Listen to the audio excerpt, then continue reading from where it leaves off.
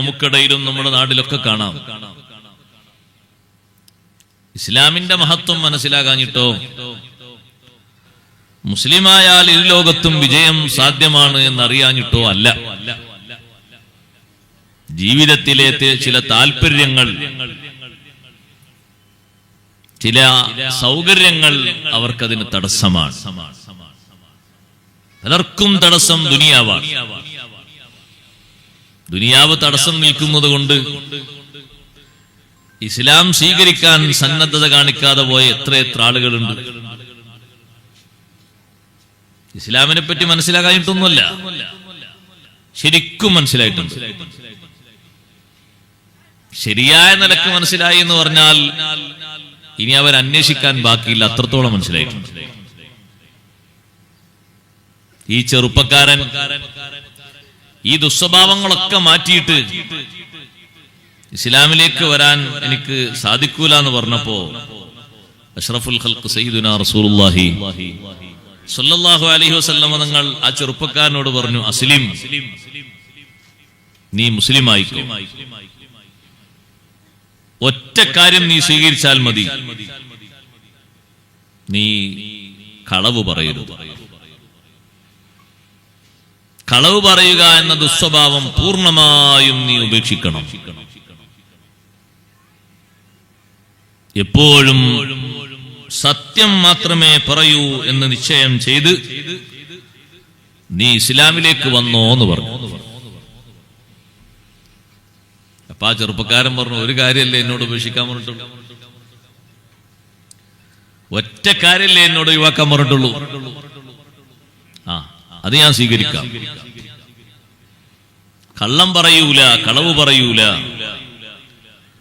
എന്ന പ്രതിജ്ഞയോടെ, സത്യം മാത്രമേ പറയൂ എന്ന ഉറപ്പോടെ ഷഹാദത്ത് കലിമ ചൊല്ലി അഷ്റഫുൽ ഖൽഖ് സ്വല്ലല്ലാഹു അലൈഹി വസല്ലം നിങ്ങൾക്ക് മുന്നിൽ വിശുദ്ധ ഇസ്ലാം പ്രഖ്യാപിച്ചു. അങ്ങനെ അദ്ദേഹം ആ സദസ്സിൽ നിന്ന് ഇസ്ലാമിന്റെ ബാലപാഠങ്ങളൊക്കെ മനസ്സിലാക്കി പിരിഞ്ഞു.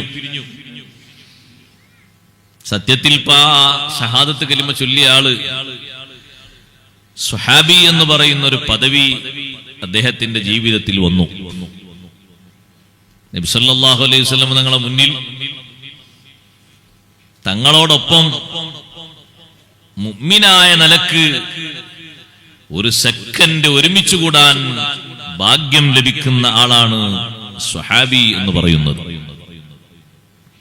കാണണം എന്ന് നിബന്ധനയില്ല. സ്വഹാബിമാരുടെ കൂട്ടത്തിൽ കാഴ്ചയില്ലാത്തവരുണ്ടല്ലോ. ഹദീസ് റിപ്പോർട്ട് ചെയ്യണം എന്നും നിബന്ധനയില്ല. ഹദീസ് റിപ്പോർട്ട് ചെയ്യാത്ത സ്വഹാബിമാരും ഉണ്ട്. അഷ്റഫുൽ ഖൽഖ് സ്വല്ലല്ലാഹു അലൈഹി വസല്ലം തങ്ങളോടൊപ്പം മുഅ്മിനായ നിലക്ക് ഒരു സെക്കൻഡ് ഒരുമിച്ച് കൂടാൻ ഭാഗ്യം ലഭിച്ച മനുഷ്യൻ വലിയ ഭാഗ്യവാനാണ്. ഈ ഉമ്മത്തിൽ, ഈ സമുദായത്തിൽ ഏറ്റവും ഉയർന്ന സ്ഥാനത്തുള്ളവരാണ് സ്വഹാബിമാർ. അവരത്ര ബഹുമാനം ഉള്ളവർ ആരാണ്? പരിശുദ്ധ ഖുർആനിൽ എത്രയാണ് അവരെ പറ്റി അല്ലാഹു തആല ബഹുമാനം പറഞ്ഞത്. അപ്പൊ ഈ ഷഹാദത്ത് കലിമ വലിയ ചെറുപ്പക്കാരൻ ഇപ്പൊ എന്തായി മാറി? മുസ്ലിമായി എന്ന് മാത്രം പറഞ്ഞാൽ പോരാ, സ്വഹാബിൻ കൂടിയായി. പക്ഷേ അദ്ദേഹത്തിനൊരു കണ്ടീഷനുണ്ട്. ഒരിക്കലും കള്ളം പറയരുത്, സത്യം മാത്രമേ പറയാവൂ. ഒരൊറ്റ ഉപദേശമാണ് നബി സല്ലല്ലാഹു അലൈഹി വസല്ലം നൽകിയത്. അലാ അൻ തുഖല്ലിയൽ കദിബ, കള്ളം പറയുന്നത്, കളവ് പറയുന്നത് നീ ഒഴിവാക്കണം എന്ന നിലക്ക് നീ ഇസ്ലാമിലേക്ക് വന്നോ. ആ ഒരൊറ്റ നിബന്ധന പാലിച്ച് വിശുദ്ധ ദീനിലേക്ക് കടന്നു വന്ന ചെറുപ്പക്കാരൻ, എന്റെ മാന്യ മുസ്ലിം സഹോദരങ്ങളെ, സഹോദരിമാരെ, ഒരു ദിവസം കഴിഞ്ഞ് രണ്ടാമത്തെ ദിവസമായപ്പോ വൈകുന്നേര സമയത്ത് തന്റെ കൂട്ടുകാര് വരുന്നു. ഏത് കൂട്ടുകാര് എന്നറിയുമോ? സർവ അധർമ്മങ്ങൾക്കും തന്റെ കൂടെ നിൽക്കുന്ന കൂട്ടുകാർ. ഒരിക്കലും അവര് കൂട്ടുകാരല്ല, പൈശാചിക സ്വഭാവം ഉള്ള ആളുകളാണ്. പിശാചിന്റെ സ്വഭാവമല്ലേ അവർക്കുള്ളത്. അതുകൊണ്ടാണ് അധാർമികതക്ക് കൂട്ടുനിൽക്കുന്നത്. മനുഷ്യന്മാരെ കൂട്ടത്തിലെ പിശാചുക്കൾ എന്ന് ഖുർആൻ വിശേഷിപ്പിച്ചത് അവരെ പറ്റിയാണ്. രണ്ട് കൂട്ടത്തിലുമുണ്ടല്ലോ ശൈത്താന്മാര്, ശയാത്തീനൽ ഇൻസി വൽ ജിന്നി. മനുഷ്യന്മാരെ കൂട്ടത്തിലും പിശാചുക്കളുണ്ട്, ജിന്നുകളെ കൂട്ടത്തിലും പിശാചുക്കളുണ്ട്. മനുഷ്യന്മാരെ കൂട്ടത്തിലെ പിശാചുക്കൾ ആരാണ്? അധർമ്മങ്ങൾക്ക് നേതൃത്വം നൽകുന്ന, അധാർമികതയ്ക്ക് വേണ്ടി എല്ലാ സെറ്റപ്പും ഒരുക്കുന്ന, അതിനുവേണ്ടി വലിയ പിന്തുണയും വലിയ പിൻബലവും ഉണ്ടാക്കി തീർക്കുന്നവർ, അവരാണ് ശയാത്തീനൽ ഇൻസി, മനുഷ്യരിലെ പിശാചുക്കൾ എന്ന് ഖുർആൻ വിശദീകരിക്കുന്നത്. ഇരിക്കട്ടെ, തന്റെ ഒപ്പം അധാർമികതക്ക് കൂടെ നിൽക്കുന്ന ആളുകൾ അവര് വന്ന് വിളിക്കുന്നു, സുഹൃത്തേ നീ ഇന്ന് വരുന്നോ?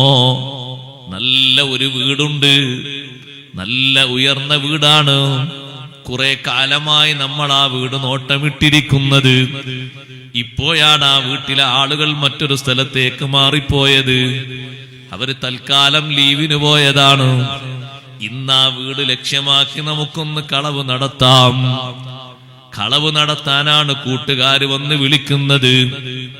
കളവ് നടത്തിയാൽ ഇന്ന് ഇതുവരെ നടത്തിയതുപോലെയാകൂല. കാരണം നമ്മൾ കുറെ കാലമായി നോക്കിക്കാണുന്ന വീടാണ്. ഒരിക്കൽ പോലും നമുക്ക് ചാൻസ് കിട്ടിയിട്ടില്ല. ഇപ്പോഴാണ് ആ വീട്ടിലെ ആളുകളൊന്ന് മാറി താമസിച്ചത്. കിട്ടിയ തക്കം നോക്കി നമ്മൾ ആ വീടൊന്ന് കവർച്ച ചെയ്യണം, നീ വരണം എന്ന് പറഞ്ഞ് കൂട്ടുകാര് വിളിക്കുമ്പോ ഒരു നിമിഷ നേരം ഈ ചെറുപ്പക്കാരൻ ഒന്ന് ചിന്തിക്കുന്നു. ചിന്തിച്ചുകൊണ്ട് കുറച്ചു നേരം കഴിഞ്ഞപ്പോ അവരോട് പറയുന്നു, ഞാനില്ല, നിങ്ങൾ പോയിക്കോളൂ. ഇതുവരെ ഞങ്ങളോടൊപ്പം സഹകരിച്ച നീ എന്തേ ഇപ്പൊ ഇല്ലാത്തത്? കഴിഞ്ഞ നാളുകളിലൊക്കെ നിന്റെ സജീവ സാന്നിധ്യം ഞങ്ങൾക്ക് വലിയ അനുഗ്രഹമായിരുന്നു, വലിയ ധൈര്യമായിരുന്നു. നിന്നെ മുന്നിൽ കണ്ടല്ലേ ഞങ്ങൾ പലതും തീരുമാനിക്കാറുള്ളത്. എന്തേ നീ വരാത്തത്? ചെറുപ്പക്കാരൻ പറയുന്നു, ഒന്നുമല്ല, ഞാൻ അല്ലാഹുവിന്റെ റസൂൽ സല്ലല്ലാഹു അലൈഹി വസല്ലം തങ്ങളെ മുന്നിൽ പോയി ഷഹാദത്ത് കലിമ ചൊല്ലിയ വ്യക്തിയാണ്. തങ്ങൾ എന്നോട് പറഞ്ഞു, ഒറ്റ നിബന്ധന, കള്ളം പറഞ്ഞേക്കരുത്. ഞാൻ നിങ്ങളോടൊപ്പം വന്ന് കളവിന് കൂട്ടുനിന്ന് ഞാൻ സഹകരിച്ചാൽ നാളെ എങ്ങാനും മദീന മുനവ്വറയിലെത്തിയിട്ട് അല്ലാഹുവിന്റെ റസൂൽ സല്ലല്ലാഹു അലൈഹി വസല്ലം തങ്ങളെ കാണാനിട വന്നാൽ എന്നോടെങ്ങാനും തങ്ങൾ ചോദിക്കുന്നു, നീ കളവ് നടത്തിയോ എന്ന് ചോദിക്കുമ്പോ എന്റെ മാനം കാക്കുന്നതിന് വേണ്ടി ഞാൻ പറയണം ഇല്ല എന്ന്. എന്നാ പിന്നെ എന്റെ മാനം കാക്കാൻ എനിക്ക് കഴിയും. അതേ സമയത്താ പറയുന്നത് നിങ്ങളെ കൂടെ വന്നിട്ട് ഞാനാ പറയുന്നത് കളവല്ലേ? സത്യം ഞാൻ തുറന്നു പറഞ്ഞാലോ ജനങ്ങളെ മുന്നിൽ വെച്ച് തന്നെ എന്റെ വലത്തേ കൈയിന്റെ കഫിന്റെ ഭാഗമങ്ങ് മുറിച്ചു കളയും. അതെനിക്കുള്ള ശിക്ഷയാണ്, ഇസ്ലാമിന്റെ നടപടിയാണ്. ഇനി ഒരു കാലത്തും തെറ്റ് ആവർത്തിക്കാതിരിക്കാനും ചെയ്ത തെറ്റിനൊരു തൗബയുടെ മാർഗം തരാനും അള്ളാഹു നിശ്ചയിച്ചിരിക്കുന്ന ശിക്ഷ ആളുകൾക്ക് മുന്നിൽ വെച്ചങ്ങ് നടപ്പിലാക്കിയാൽ കാലകാലം എന്റെ ശരീരത്തിൽ ഒരടയാളം വന്നു. എന്തേ? കളവ് നടത്തിയ അടയാളം. അതെന്നേക്കും എനിക്ക് അപമാനമാണ്. അതുകൊണ്ട് രണ്ട് രൂപത്തിലായാലും നിങ്ങളെ കൂടെ എനിക്ക് വരാൻ പറ്റില്ല. അതുകൊണ്ട് നിങ്ങൾ പൊയ്ക്കോ. കൂട്ടുകാരെ മടക്കി വിടുന്നു. കളവ് നടത്താൻ ചെറുപ്പക്കാരൻ ഒന്ന് ഇറങ്ങിപ്പോയില്ല. നബി സല്ലല്ലാഹു അലൈഹി വസല്ലം തങ്ങളെ സാന്നിധ്യത്തിൽ വെച്ച് പറഞ്ഞ തീരുമാനം ഒരൊറ്റ ഉപദേശമാണ് തങ്ങൾ കൊടുത്തത്. അലാ അൻ തുഖല്ലിയൽ കദിബാ, കളവ് പറയുന്നത് അങ്ങ് ഒഴിവാക്കണം. ഒരൊറ്റ കാര്യമല്ലേ പറഞ്ഞത്. ആ കാര്യം സ്വീകരിച്ചുകൊണ്ട് കൂട്ടുകാര് വന്ന് വിളിച്ചിട്ട് പോയില്ല. സുബ്ഹാനല്ലാഹ്, 3 ദിവസം കഴിഞ്ഞപ്പോ മറ്റൊരു വിധം കൂട്ടുകാര് വരുന്നു. അവര് വന്നിട്ട് പറയുന്നത് എന്താണ്? നമ്മുടെ നാട്ടിലല്ല, കുറച്ചങ്ങ് അകലെ മധുര 17കാരിയായ നല്ലൊരു തരുണീമണിയുണ്ട്. ആ പെണ്ണിനെ സുഖിക്കാൻ വേണ്ടി ഇന്ന് കിട്ടുന്നൊരു നേരമാണ്. നീ വരുന്നോ? വേശ്യാവൃത്തിക്ക് വേണ്ടിയാണ് വിളിക്കുന്നത്. ചെറുപ്പക്കാരൻ കുറച്ചു നേരം ചിന്തിച്ചിട്ട് പറഞ്ഞു, ഞാനില്ല, നിങ്ങൾ പോയിക്കോളൂ, നിങ്ങളെ കൂടെ ഞാൻ വരുന്നില്ല. നിർബന്ധിപ്പിച്ചവര് വിളിച്ചു, പക്ഷേ പറഞ്ഞു, ഇല്ല, ഞാൻ വരുന്നില്ല. ഞാനെങ്ങാനും വന്ന് നിങ്ങളോടൊപ്പം വേശ്യാവൃത്തിക്ക് കൂട്ടു നിന്നിട്ട് ഞാൻ ആ കൃത്യം നിർവഹിക്കേണ്ടി വന്നാൽ നബി സല്ലല്ലാഹു അലൈഹി വസല്ലം തങ്ങളെ മുന്നിൽ വെച്ച് സത്യം തുറന്നു പറഞ്ഞാൽ അവിവാഹിതനായ എന്നെ ആളുകൾക്ക് മുന്നിൽ വെച്ച് 100 അടി അടിക്കും. സ്വകാര്യമായൊരു റൂമിൽ വെച്ചല്ല, ഒരു കൂട്ടം മുഅ്മിനീങ്ങൾ അതിന് സാക്ഷ്യം വഹിക്കണം. എന്നിട്ടൊരു 100 അടി എന്റെ ശരീരത്തിൽ അടിക്കണം. 1 കൊല്ലത്തേക്ക് എന്നെ നാട് കടത്തണം. അത് ഇസ്ലാം വിധിക്കുന്ന അള്ളാഹുവിന്റെ ശിക്ഷ അങ്ങനെയാണ്. അതേ സമയത്ത് ഞാൻ അങ്ങനെ ചെയ്തിട്ടും ഇല്ലെന്ന് പറഞ്ഞാലോ എന്റെ കരാറിന് ഞാൻ എതിര് പ്രവർത്തിച്ചവനായി. കളവ് പറയില്ല എന്നല്ലേ ഞാൻ പറഞ്ഞത്. അതുകൊണ്ട് നിങ്ങളോടൊപ്പം ഞാൻ വരുന്നില്ല, നിങ്ങൾ പോയിക്കോളൂ. കൂട്ടുകാരെ മടക്കി വിട്ടുപോയി. സുബ്ഹാനല്ലാഹ്, കളവ് നടത്താൻ വേണ്ടി വന്ന കൂട്ടുകാരെ ആദ്യം മടക്കി വിട്ടു. വേശ്യാവൃത്തിക്ക് വേണ്ടി വന്ന കൂട്ടുകാരെ രണ്ടാമതും മടക്കി വിട്ടു. ഇങ്ങനെ അധാർമികതയുമായി ബന്ധപ്പെട്ട എല്ലാ വിഷയങ്ങളിൽ നിന്നും ഒരു 10 ദിവസത്തിനുള്ളില് ഈ ചെറുപ്പക്കാരനങ്ങ് ക്ലിയർ ആയപ്പോ, ദുസ്വഭാവങ്ങൾ മുഴുവനും നീങ്ങിപ്പോയപ്പോ അഷ്റഫുൽ ഖൽഖ് സല്ലല്ലാഹു അലൈഹി വസല്ലം തങ്ങളെ സവിധത്തിലെത്തിയിട്ട് പറഞ്ഞു, അല്ലാഹുവിന്റെ റസൂലേ, ഏറ്റവും വലിയ ഉപദേശമാണല്ലോ തങ്ങൾ എനിക്ക് തന്നത്. ആ ഒരൊറ്റ ഉപദേശത്തിലൂടെ ഞാനങ്ങ് നന്നായി തീർന്നു. പിന്നെ എന്റെ ജീവിതത്തിൽ അധാർമികത ഒറ്റൊന്നുമില്ല. കള്ളവും പറയൂല എന്ന് തീരുമാനിച്ചതോടെ ഏറ്റവും വലിയ തലവനെ തങ്ങൾ പിടിച്ചു കെട്ടിയതിലൂടെ ഞാനങ്ങ് നന്നായി പോയി. നബി സല്ലല്ലാഹു അലൈഹി വസല്ലം തങ്ങൾ പറഞ്ഞു, ശരിയാണ് സഹോദരാ, എല്ലാ വൃത്തികേടുകളുടെയും എല്ലാ അനാവശ്യങ്ങളുടെയും തലവനാണ് കള്ളം പറയുക എന്നത്. അതേ, ഇന്നൽ കദിബ യഹ്ദി ഇലൽ ഫുജൂരി, നബി സല്ലല്ലാഹു അലൈഹി വസല്ലം പഠിപ്പിച്ചില്ലേ, കളവ് പറയുന്നത് അനാവശ്യങ്ങളിലേക്ക് പ്രേരിപ്പിക്കും. ഇന്നൽ കദിബ യഹ്ദി ഇലൽ ഫുജൂരി, കളവ് പറയുന്നത് അനാവശ്യങ്ങളിലേക്ക് നയിക്കും. വ ഇന്നൽ ഫുജൂറ യഹ്ദി ഇലന്നാർ, അനാവശ്യങ്ങളോ മനുഷ്യനെ നരകത്തിലേക്ക് കൊണ്ടെത്തിക്കും. അതുകൊണ്ടാണ് ആ അധാർമിക സ്വഭാവങ്ങളിൽ നിന്ന് കളവ് നീ പറയാതിരിക്കണം എന്നൊരു നിബന്ധനയോടെ ഒരൊറ്റ ഉപദേശത്തിലൂടെ ചെറുപ്പക്കാരനെ അങ്ങ് തിരിച്ചുവിട്ടപ്പോ എല്ലാ ദുസ്വഭാവങ്ങളും മാറിയിട്ട് സുബ്ഹാനല്ലാഹ്, ആള് വളരെ നന്നായി തീർന്നു വന്നു. കളവ് ഒരിക്കലും പറയരുത്. ഏറ്റവും വലിയ സത്യവാനായി മാറണം. ഏത് വിഷയത്തിലും സത്യം പറയുന്ന ആളായി മാറണം. അറിയാത്തതിനെ സംബന്ധിച്ച് അറിയൂല എന്ന് പറയുന്നതാണ്, അല്ലാഹു വ റസൂലുഹു ആലം എന്ന് പറയുന്നതാണ് ഏറ്റവും വലിയ സത്യം. അറിയാത്ത സംഗതിയെ സംബന്ധിച്ച് അല്ലാഹു വ റസൂലുഹു ആലം, എനിക്കറിയൂല എന്നല്ലേ ആ വാക്ക് വിളിച്ചോതുന്നത്. ആ പറയുന്നത് ഏറ്റവും വലിയ സത്യമാണ്. അറിയാത്ത ഒരു കാര്യവും അറിയുന്നത് പോലെ മെനഞ്ഞുണ്ടാക്കി പറഞ്ഞേക്കരുത്. അനുമാനിച്ചു പറയരുത്, ചിത്രീകരിച്ചു പറയരുത്, സാധ്യതകൾ വെച്ച് പറഞ്ഞേക്കരുത്. അറിയാത്തതാണോ? അല്ലാഹു റസൂലുഹു ആലം. ചെറിയ ചെറിയ ഒരു സന്ദേഹം വരുമ്പോഴേക്ക് ലോകത്തെ ഏറ്റവും വലിയ ഔലിയാക്കളായ മഹാന്മാരായ സ്വഹാബിമാര് ചെറിയ ഒരു സന്ദേഹം മനസ്സിൽ വരുമ്പോഴേക്ക് അവര് പറയുന്ന വാക്കാണത് അല്ലാഹു വറസൂലുഹു അഅലം. അല്ല, മറ്റൊരുത്തരം അള്ളാഹുവിന്റെ ഹബീബിൽ നിന്ന് വരുമോ എന്ന് കരുതിയിട്ട് അപ്പോഴും അവര് പറയുന്നു അല്ലാഹു വറസൂലുഹു അഅലം. ഹജ്ജ് നിർവഹിച്ച് പരിശുദ്ധമായ അറഫയിൽ ഒരുമിച്ച് കൂടിയപ്പോൾ നബി സല്ലല്ലാഹു അലൈഹി വസല്ലം നിങ്ങളുടെ സ്വഹാബത്തിനോട് ചോദിച്ചു, ഏതാണിത് മാസം, ഏതാണിത് മാസം എന്ന് ചോദിച്ചപ്പോ സ്വഹാബത്തിന് അറിയൂലേ ദുൽഹിജ്ജ മാസാണ്. അവര് പറഞ്ഞ മറുപടി എന്താണ്? അല്ലാഹു റസൂലുഹു അഅലം. ഇതേതാ മാസം എന്ന് ചോദിച്ചാൽ ദുൽഹിജ്ജ മാസം എന്ന് പറയാൻ അറിയില്ലേ?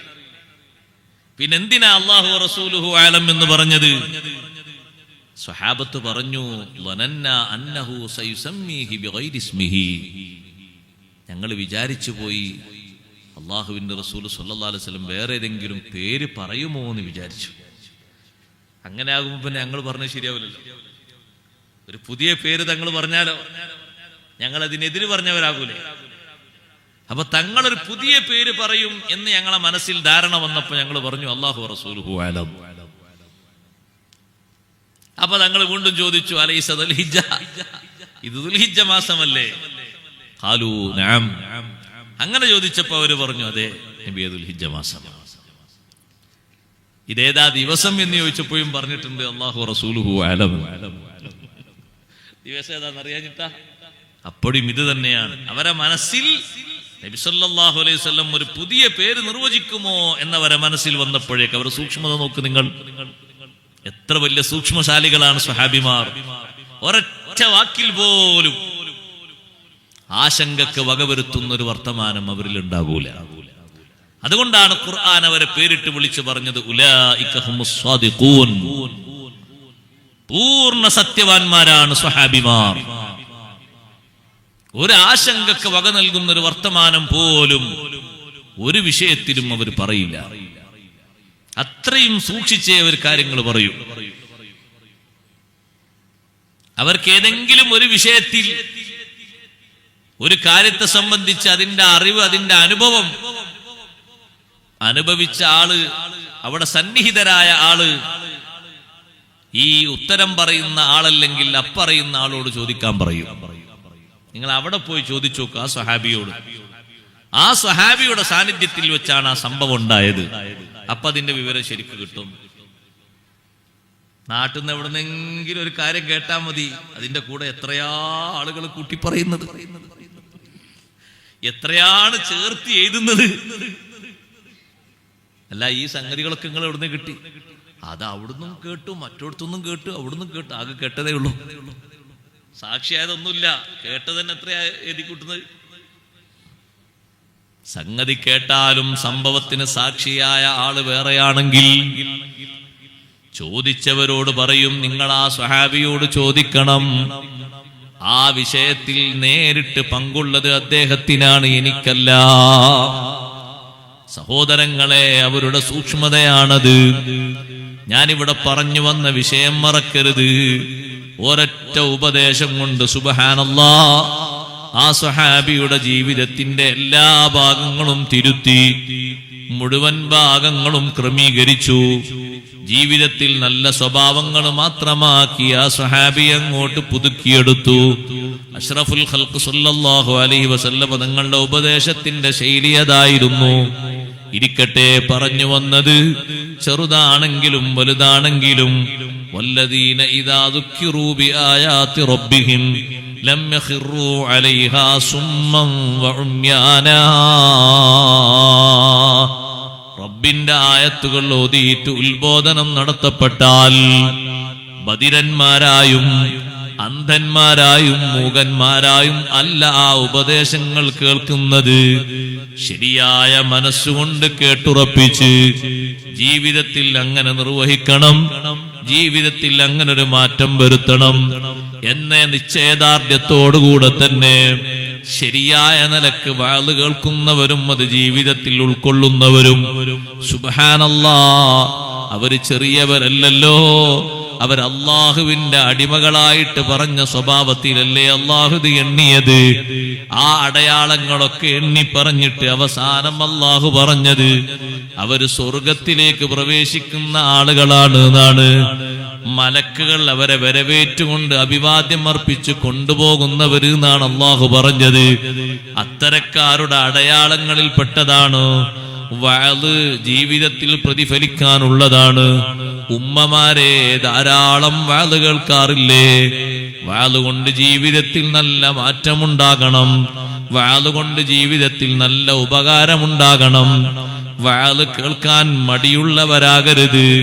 വഅദ് കേൾക്കുമ്പോ നിരസിക്കുന്നവരാകരുത്, തള്ളിക്കളയുന്നവരാകരുത്. മഹാന്മാരുടെ ഉപദേശങ്ങളോടാകണം നമ്മുടെ മനസ്സിൽ കൂടുതൽ താല്പര്യം. അതേ സമയത്ത് അനാവശ്യങ്ങളോട് താല്പര്യം കൂടുതലായി ഉണ്ടായി വരുന്നത് കാണുന്നു. എങ്ങനെ ഉസ്താദേ ഇത് മനസ്സിലാകുന്നത്?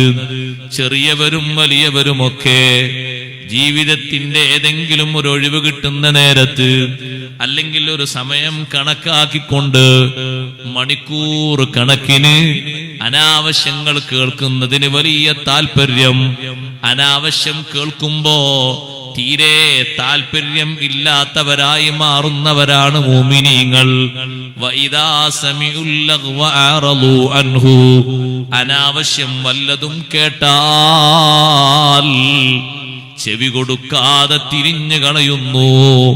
വല്ലദീനഹും അനിൽ ലഗ്വി മുഅ്രിദൂൻ വിശ്വാസികളുടെ അടയാളം എണ്ണിപ്പറഞ്ഞിടത്ത് അല്ലാഹു പറഞ്ഞില്ലേ?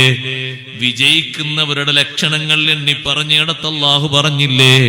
വല്ലദീനഹും അനിൽ ലഗ്വി മുഅ്രിദൂൻ അനാവശ്യങ്ങൾ കേൾക്കുന്നതിൽ നിന്ന് മാറിക്കളയുന്നവരാണ്. അനാവശ്യങ്ങൾ കേൾക്കുന്നവരിൽ നിന്ന് മാറിക്കളയുന്നവരാണ്. അത് കേൾക്കാൻ തന്നെ ഒരു നിലക്കും അവരെ മനസ്സിന് സമ്മതമില്ല, സമയം കളയില്ല.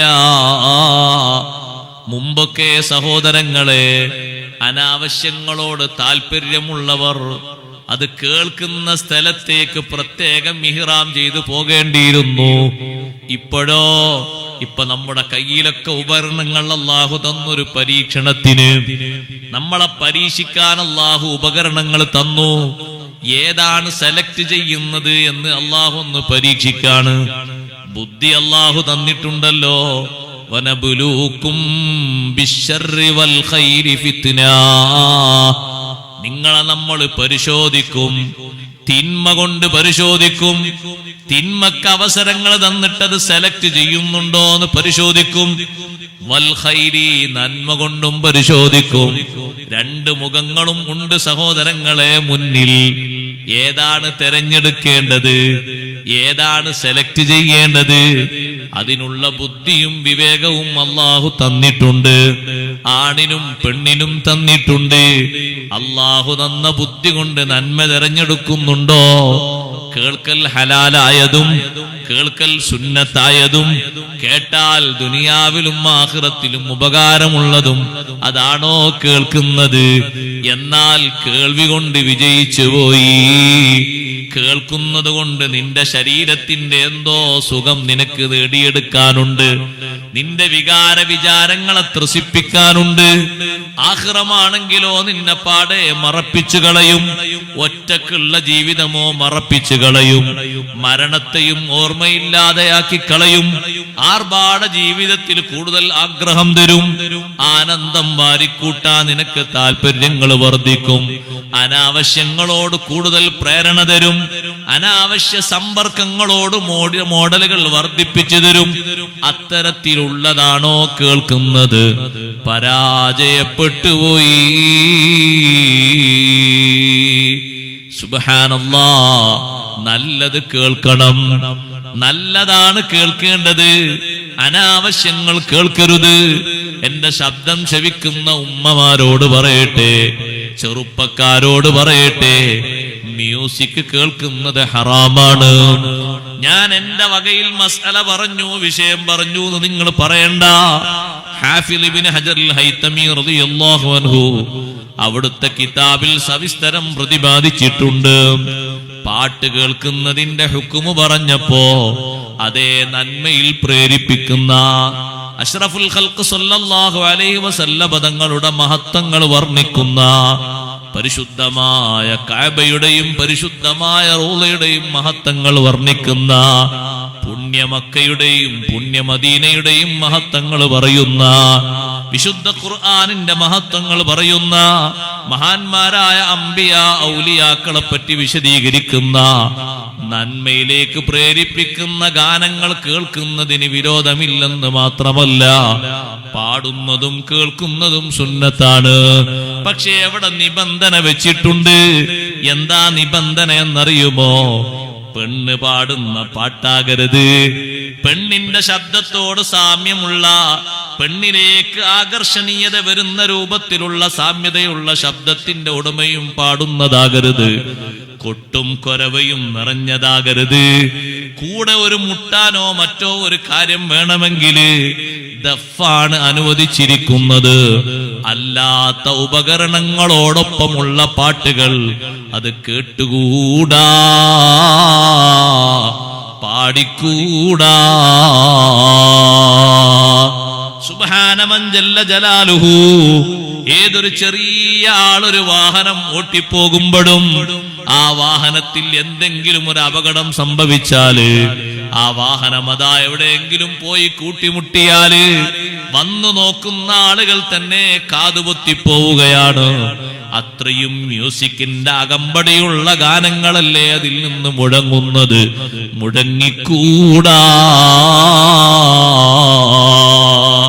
ഒരു മുസ്ലിം കിടന്നുറങ്ങുന്ന റൂമില് മഹാന്മാരുടെ മദ്ഹുകളും മുത്തുനബി സല്ലല്ലാഹു അലൈഹി വസല്ലം തങ്ങളുടെ സിഫത്തുകളും വർണ്ണനകളും ഒക്കെ ദഫിന്റെ അകമ്പടിയോടെ കേൾക്കുന്നതിന് പകരം എന്താണ് അവിടെ കേൾക്കുന്നത്? ചീഞ്ഞു നാറുന്ന അനാവശ്യങ്ങൾ നിറഞ്ഞ, അതേ അനാവശ്യ സംസ്കാരങ്ങൾ തുളുമ്പുന്ന, കാമുകന്മാരുടെ കാമകേളികൾ അങ്ങോട്ടും ഇങ്ങോട്ടും വിതരണം ചെയ്യുന്ന അനാവശ്യ ശബ്ദസാഗരങ്ങളല്ലേ മുഴങ്ങിക്കൊണ്ടിരിക്കുന്നത്. നഊദു ബില്ലാഹ്. ഉമ്മമാരെ, അത് സത്യത്തിൽ നന്മയിലേക്ക് പ്രേരിപ്പിക്കുന്ന ശബ്ദമാണോ? അല്ല. സംഗീതവും വീണയും അതുപോലെ മ്യൂസിക്കുമൊക്കെ ആരുടെ ശബ്ദമാണ് എന്നാണ് അല്ലാഹു ഖുർആനിൽ പറഞ്ഞത്? അത് ഇബ്ലീസിന്റെ ശബ്ദമാണ്. വസ്തഫ്സിസ് മൻ ഇസ്തതഅത മിൻഹും ബിസൗതിക വഅജ്ലിബ് അലൈഹിം ബിഖൈലിക വറജ്ലിക വശാരിക്കുഹും ഫിൽ അംവാലി വൽ ഔലാദി വഇദുഹും. പിശാചിന് അല്ലാഹു കൊടുത്ത കഴിവാണ്. ഇബ്ലീസേ, നിന്റെ ശബ്ദം കൊണ്ട് സ്വാധീനിക്കാൻ കഴിയുന്ന ആളുകളെ, അടിമകളിൽ നിന്ന് മനുഷ്യരിൽ നിന്ന് നീ സ്വാധീനിച്ചോ. നല്ല വഴിയിൽ നിന്ന് അനാവശ്യ വഴിയിലേക്ക് നീ അവരെ പുറപ്പെടിച്ചോ.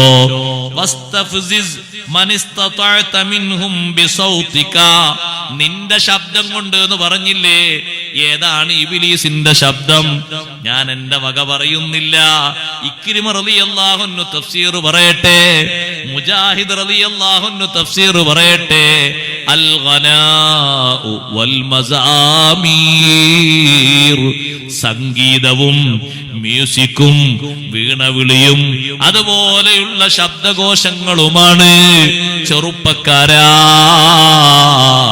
ഇബ്ലീസിന്റെ വലയിലാ നീ കുടുങ്ങിയിരിക്കുന്നത്. പ്രിയപ്പെട്ട പെങ്ങളെ, നിന്റെ പ്രൈവറ്റ് റൂമിൽ മുഴങ്ങുന്നത് ദിക്റോ തഹ്ലീലോ തസ്ബീഹോ നല്ല നല്ല മദ്ഹിന്റെ ഗീതങ്ങളോ അല്ല, ഇബ്ലീസിന്റെ സൗണ്ടാണ് മോളെ. മാറിയേക്കണം, ചിന്തിച്ചേക്കണം. അത്തരത്തിലുള്ള ശബ്ദ സൗന്ദര്യങ്ങൾക്കല്ല നമ്മുടെ കാതുകൂർപ്പിച്ച് നമ്മൾ കേൾക്കേണ്ടത്. വല്ലദീനഹും അനിൽ ലഗ്വി മുഅ്രിദൂൻ. അനാവശ്യ ശബ്ദകോശങ്ങളിൽ നിന്ന്, അനാവശ്യ സംസാരങ്ങളിൽ നിന്ന്, അനാവശ്യ ചെയ്തികളിൽ നിന്ന്, അനാവശ്യ ദർശനങ്ങളിൽ നിന്ന് മുഅ്രിദൂൻ, പാടെ മാറി നിൽക്കുന്നവരാണ്. മൊബൈൽ ഓണാക്കി കാണാൻ പറ്റാത്തൊരു രൂപം വരുന്നു, നീ അത് മാറ്റിയേക്കണം. നീ അത് കാണേണ്ടവനല്ല, അതിന് നിന്റെ കൈകൊണ്ട് ബട്ടണമർത്തേണ്ടവനല്ല. അള്ളാഹു നിന്റെ പരീക്ഷണത്തിന് വേണ്ടി നിന്റെ മുന്നിൽ തരുന്നു. കാണാ നല്ല ചൊങ്കും ചൊറുക്കുമുള്ള ശരീരത്തിന്റെ മുഴുവൻ ഭാഗങ്ങളും പ്രത്യേകിച്ച് പ്രത്യേക രൂപഭാവങ്ങളെ കൊണ്ട് ഭംഗി കൂട്ടിയിട്ട് അവതരിപ്പിക്കുന്ന രീതിയിലുള്ള തരുണീമണികൾ മുന്നിൽ വന്നാലും സഹോദരാ, വല്ലദീനഹും അനിൽ ലഗ്വി മുഅ്രിദൂൻ, ആ അനാവശ്യത്തിൽ നിന്ന് മാറിക്കളയുന്നവനാണ് മുഅ്മിൻ, പുന്തിരിഞ്ഞു നിൽക്കുന്നവനാണ് മുഅ്മിൻ.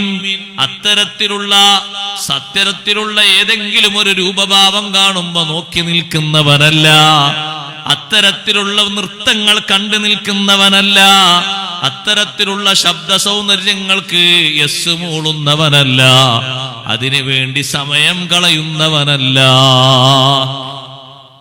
കാണാൻ പറ്റാത്ത ഒരു സംഗതി കണ്ടു നിൽക്കാൻ വേണ്ടിയുള്ള സൗകര്യങ്ങളൊക്കെ ഉള്ളയിടത്ത് ഈമാൻ ഉറപ്പുള്ള ആൾ എന്ത് ചെയ്യണമെന്നറിയോ? ഒരു സെക്കൻഡ് പോലും അവിടെ നിൽക്കാൻ പാടില്ല. ഒരു സെക്കൻഡ് പോലും. ഇബ്നു മസ്ഊദ് റളിയല്ലാഹുവിന് കിട്ടിയ ബഹുമാനം കിട്ടും. എന്നാലും ഇബ്നു മസ്ഊദ് റളിയല്ലാഹുവിന് ഒരു ഭാഗത്തൂടെ ഇങ്ങനെ പോകുമ്പോ ചെറുപ്പക്കാരന് നല്ല കളി കളിക്കണം. അവർത്തൊക്കെ വെളിവാക്കിയുള്ള നല്ല കളി. അവർക്ക് വെളിവാക്കിയാലും വെളിവാക്കിയില്ലെങ്കിലും എല്ലാ കളിയും അത്ര സന്തോഷമുള്ള കളിയൊന്നുമല്ല. നിങ്ങളതിനെന്ത് ഒരു കുട്ടിയിലും വേണ്ടില്ല. അങ്ങനെ കളി കളിച്ചുകൊണ്ടിരിക്കുമ്പോ അങ്ങോട്ടും ഇങ്ങോട്ടും തകർപ്പം കളി കളിക്കല്ലേ.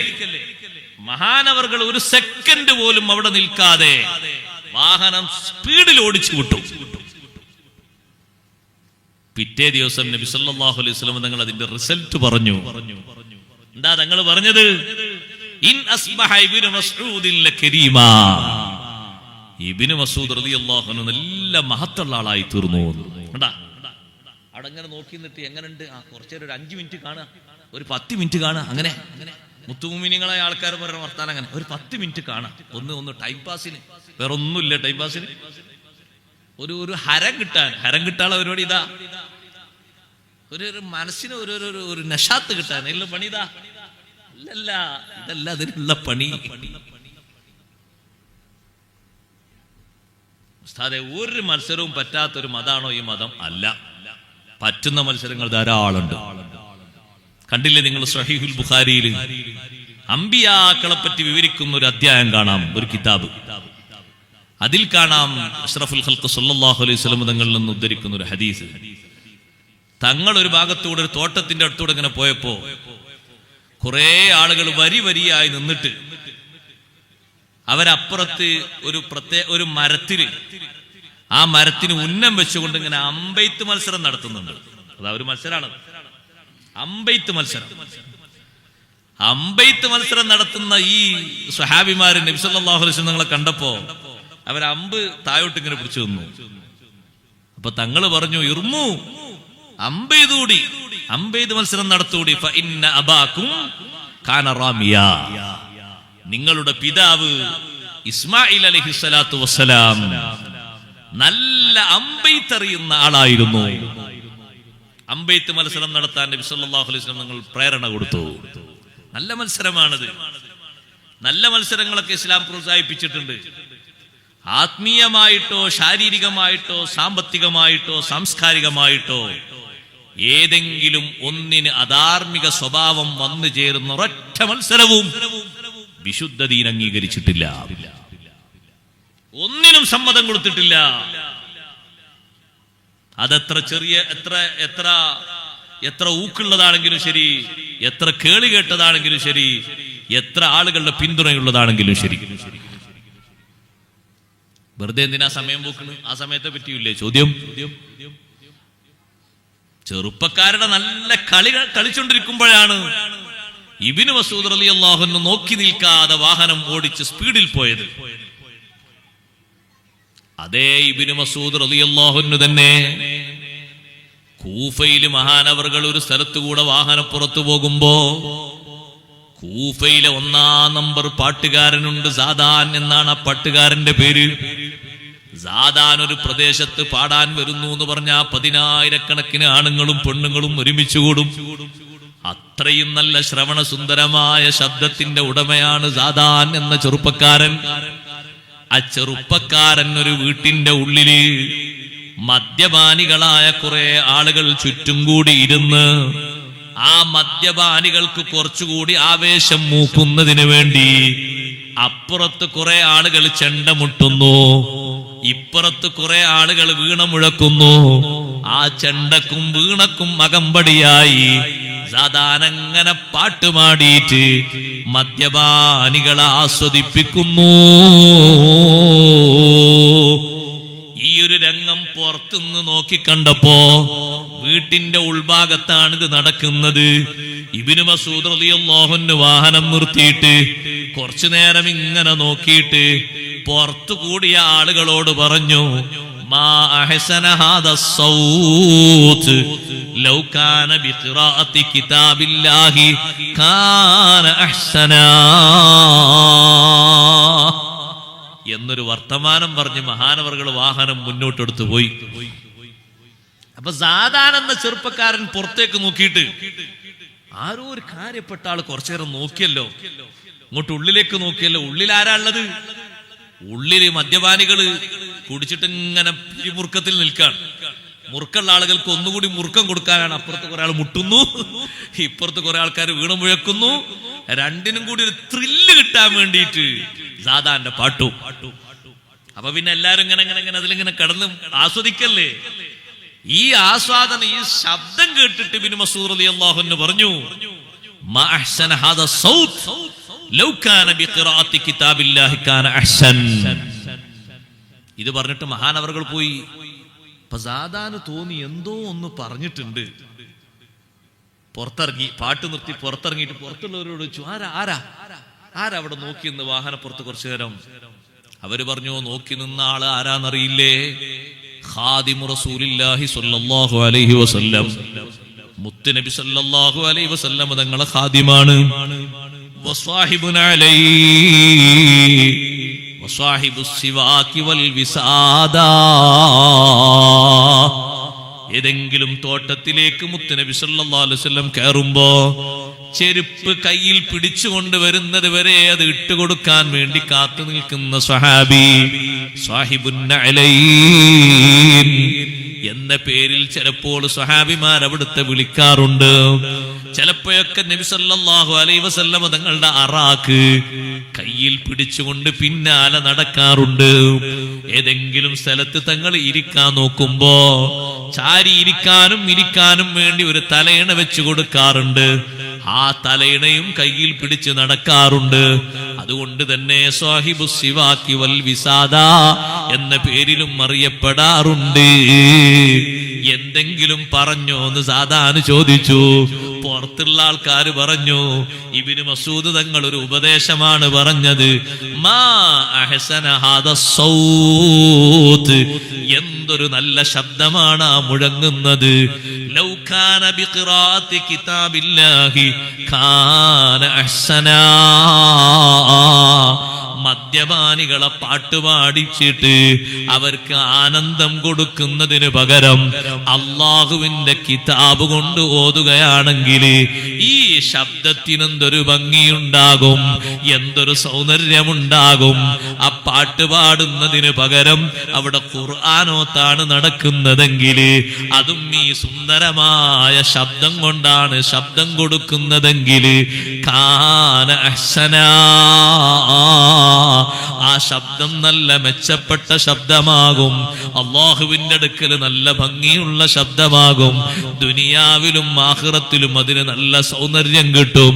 കേട്ടിട്ടില്ലേ മൂമിനീങ്ങളെ, ലക്ഷക്കണക്കിന് ആളുകൾ ലോകത്ത് കേൾക്കുന്ന ഓത്തല്ലേ ഹറമിലെ ഇമാമിന്റെ ഓത്ത്. എത്ര ആളുകളാണത് കേട്ടിട്ട് കരയുന്നത്, എത്ര ആളുകളാണത് കേട്ടിട്ട് സമയം ചെലവഴിക്കുന്നത്, എത്ര ആളുകളാണത് കേട്ടിട്ട് ഓത്ത് പഠിക്കുന്നത്, എത്ര ആളുകളാണ് ശൈലി പഠിക്കുന്നത്. ആ ഇമാമ് ആഖിറത്തിൽ വരുമ്പോൾ ലക്ഷക്കണക്കിന് ആളുകൾ അതേ ഓത്ത് കേട്ടിട്ട് സൗന്ദര്യം കൊണ്ടെങ്കിൽ ആ ശബ്ദം വെറുതെയാകുമോ? ആ ശബ്ദ സൗന്ദര്യത്തിന് സ്ഥാനം കുറയുമോ? റമളാൻ 27 ഹറമിലേക്ക് പോയി നോക്കൂ. ലക്ഷോപിലക്ഷം ആളുകൾ സഫായി നിന്ന് ആ ഇമാമുൽ ഹറമൈനിന്റെ ഓത്ത് കേട്ടിട്ട് സുബ്ഹാനല്ലാഹ് 2 മണിക്കൂറിലധികം നീളുന്ന തറാവീഹില് സമയം പോയതറിഞ്ഞില്ല. നേരം വൈകുന്ന പ്രശ്നമേ ഇല്ല. അല്ലാഹുവിന്റെ വിശുദ്ധമായ ഖുർആന് സുന്ദരമായ ശബ്ദം കൊണ്ടങ്ങ് ഈണം നൽകിയപ്പോ എന്തൊരു മഹത്വമാണതിന്! അത് വർണ്ണിച്ച് തീർക്കാനൊക്കുമോ? ഏറ്റവും നല്ല ഭംഗിയല്ലേ, ഏറ്റവും നല്ല സൗന്ദര്യമല്ലേ ഖുർആൻ? നല്ല ശബ്ദത്തിൽ ഒരാൾ ഓതുമ്പോ, നല്ല ഈണത്തിൽ വീട്ടിൽ വെച്ചൊരു ആണോ പെണ്ണോ ഖുർആൻ ഓതുകയാണ്. പെണ്ണ് പെണ്ണിൻ്റെതായ രൂപത്തിലൊന്ന് പതുക്കെയും ആണ് കുറച്ച് ഉറക്കയും നല്ല ശബ്ദത്തിൽ ഓതുന്നു, നല്ല ഈണത്തിൽ ഓതുന്നു. ആ ഖുർആൻ കേൾക്കാൻ ഒരു മലക്കല്ല കേട്ടോ വരുന്നത്, 100 മലക്കല്ല കേട്ടോ വരുന്നത്. സമാഉദ്ദുന്യയിലെ മലക്കുകൾ മുഴുവനും സുന്ദരമായി ഖുർആൻ ഓതുന്നവന്റെ വീട്ടിന്റെ മട്ടുപ്പാവില് വരി വരിയായി എത്തിപ്പോയി. അതുകൊണ്ടല്ലേ ഉസൈദ് ബിൻ ഹുദൈർ റളിയല്ലാഹു അൻഹുവിന്റെ അൽ ബഖറ കേൾക്കാൻ, മറ്റൊരു റിവായത്തിൽ അൽ കഹ്ഫ് കേൾക്കാൻ മേലോട്ട് നോക്കുമ്പോ കുറെ വിളക്ക് കത്തിച്ചു വെച്ചത് ഞാൻ കണ്ടു നബിയേ. ആകാശ ലോകത്തേക്ക് എന്റെ വീട്ടിന്റെ മേൽഭാഗത്ത് ഒരുപാട് വിളക്കുകൾ കത്തിച്ചു വെച്ചത് കണ്ടു എന്ന് പറഞ്ഞപ്പോ തിൽക്കൽ മലായിക, ഉസൈദേ അത് മലക്കുകളാണ്. ധനത്തില് സൗത്തിക്ക, നിന്റെ ശബ്ദം കേട്ട് തായോട്ട് ഇറങ്ങി വന്നതാണ്. നേരം വെളുക്കും വരെ നിങ്ങൾ ഓതിയിരുന്നെങ്കിൽ മലക്കുകൾ ഒറ്റൊന്നും ഉയർന്നു പോകാതെ അവിടെ തന്നെ ജനങ്ങൾക്കത് കാണാമായിരുന്നു. നിങ്ങൾ ഓത്ത് നിർത്തിയപ്പോ അതുവരെ കേൾക്കാൻ വേണ്ടി ഒരു സൊഫായി നിന്നിട്ട് പിന്നെ മേലോട്ടങ്ങ് ഉയർന്നു പോയി. സുബ്ഹാനല്ലാഹ്, നല്ല ശബ്ദത്തിലും രാഗത്തിലും ഈണത്തിലും ഓതേണ്ടതല്ലേ ഖുർആൻ? നല്ല രാഗത്തിലും ഈണത്തിലും അത് ഓതണം. സാധാരണ വായന വായിച്ചാൽ പോരാ, മലയാളം വായിക്കും പോലെ അറബി വാക്കുകൾ വായിക്കും പോലെ വായിച്ചാൽ പോരാ, ഖുർആനോത്തിന് ഈണം വേണം. അതുകൊണ്ടല്ലേ തങ്ങൾ മല്ലം യതഗന്ന ബിൽ ഖുർആനി ഫലൈസ മിന്നാ, രാഗത്തിൽ ഖുർആൻ ഓതാത്തവൻ, ഈണത്തിൽ ഖുർആൻ ഓതാത്തവൻ നമ്മിൽപ്പെട്ടവനല്ല എന്നുകൂടി നബി സല്ലല്ലാഹു അലൈഹി വസല്ലം തങ്ങൾ പഠിപ്പിച്ചില്ലേ? നല്ല രാഗത്തിലും ഈണത്തിലും ഓതേണ്ടതാണ് അല്ലാഹുവിന്റെ ഖുർആൻ. സഗീനുൽ ഖുർആന ബി അസ്വാതികും, നബി സല്ലല്ലാഹു അലൈഹി വസല്ലം തങ്ങൾ പറഞ്ഞു, നിങ്ങളെ ശബ്ദം കൊണ്ട് നിങ്ങൾ ഖുർആനിന് അലങ്കാരം നൽകണം. സഗീനുൽ ഖുർആന ബി അസ്വാതികും, നല്ല ഈണത്തിൽ ഓതണം, നല്ല ശബ്ദത്തിൽ ഓതണം.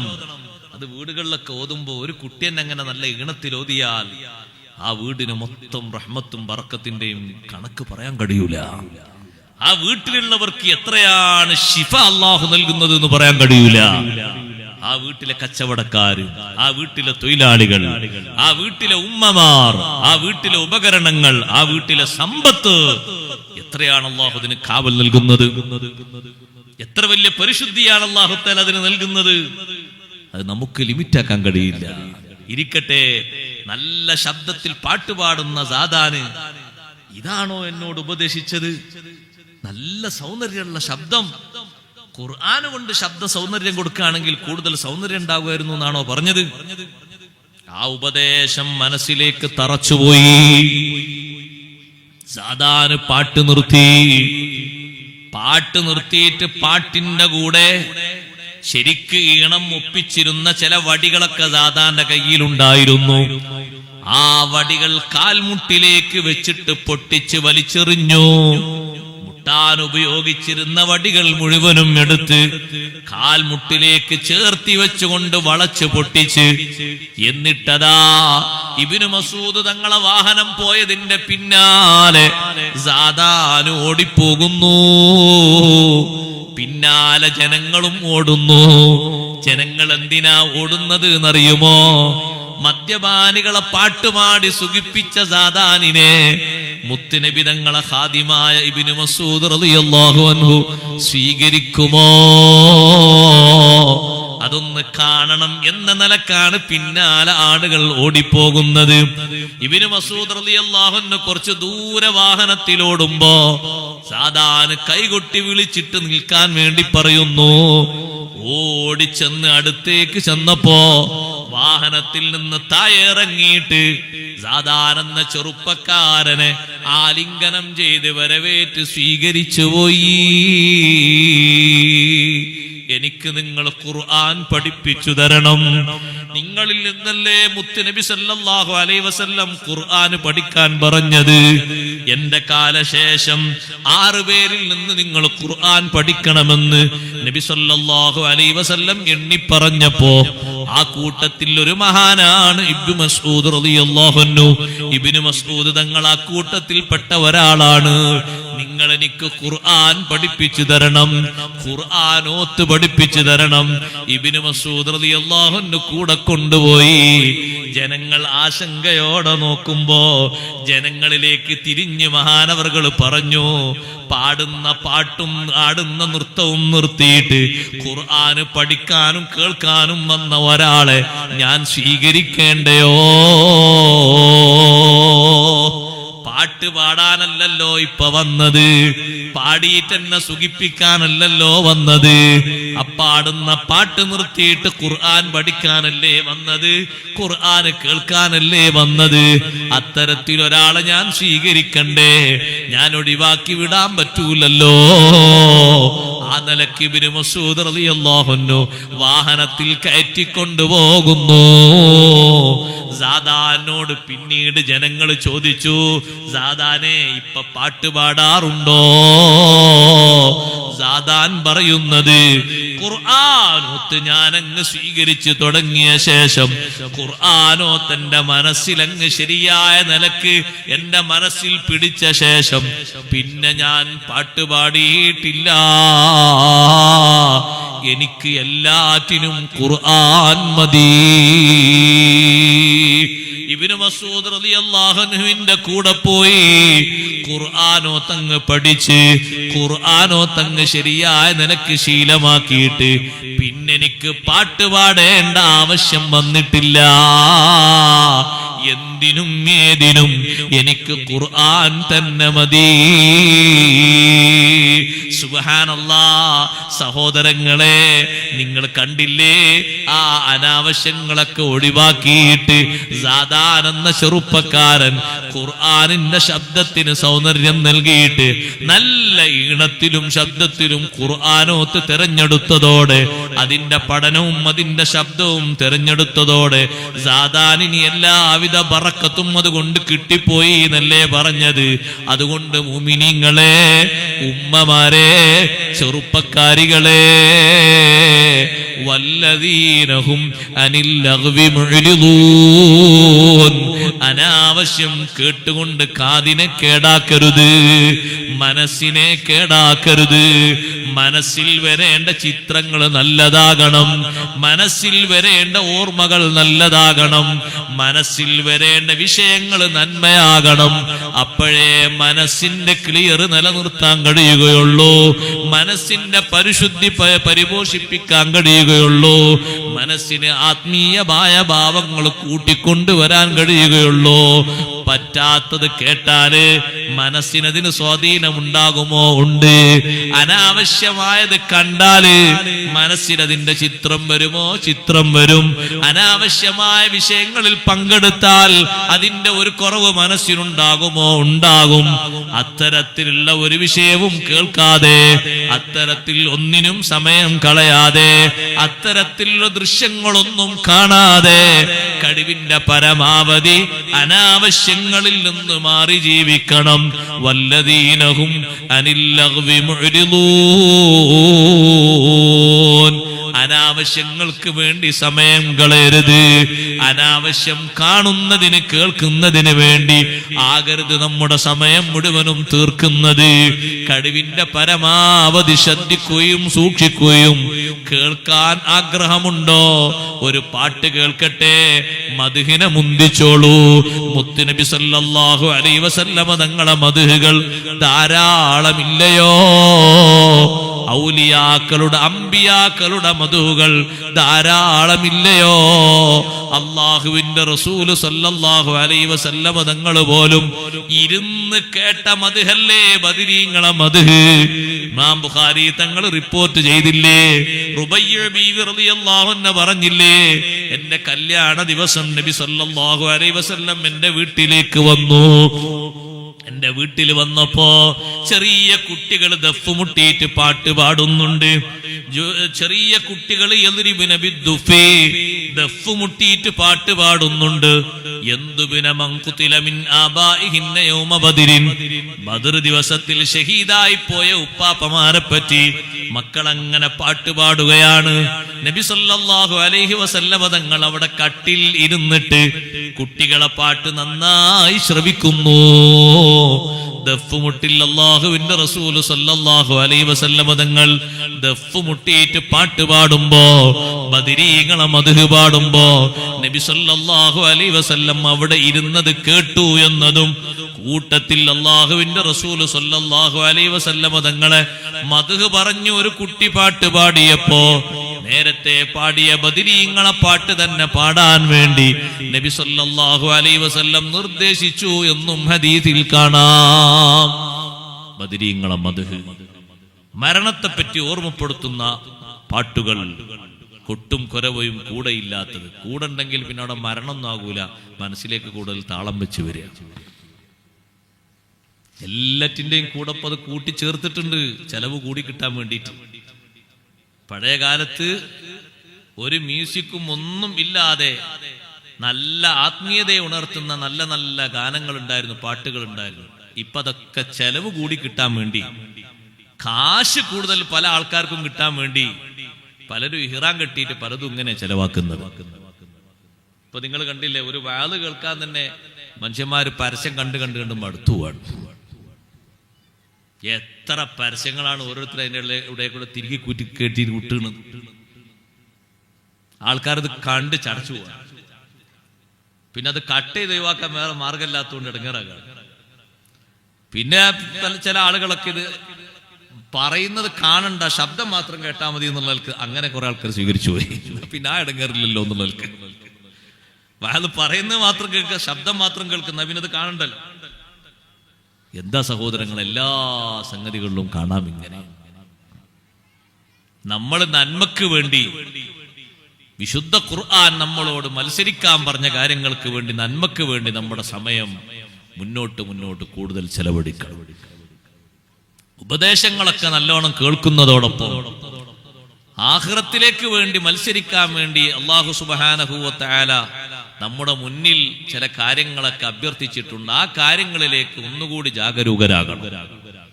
സാബിഖൂ ഇലാ മഗ്ഫിറത്തിൻ മിർ റബ്ബിക്കും. റബ്ബ് തആല പറഞ്ഞു, സാബിഖൂ, നിങ്ങൾ മുന്നോട്ട് വരണം.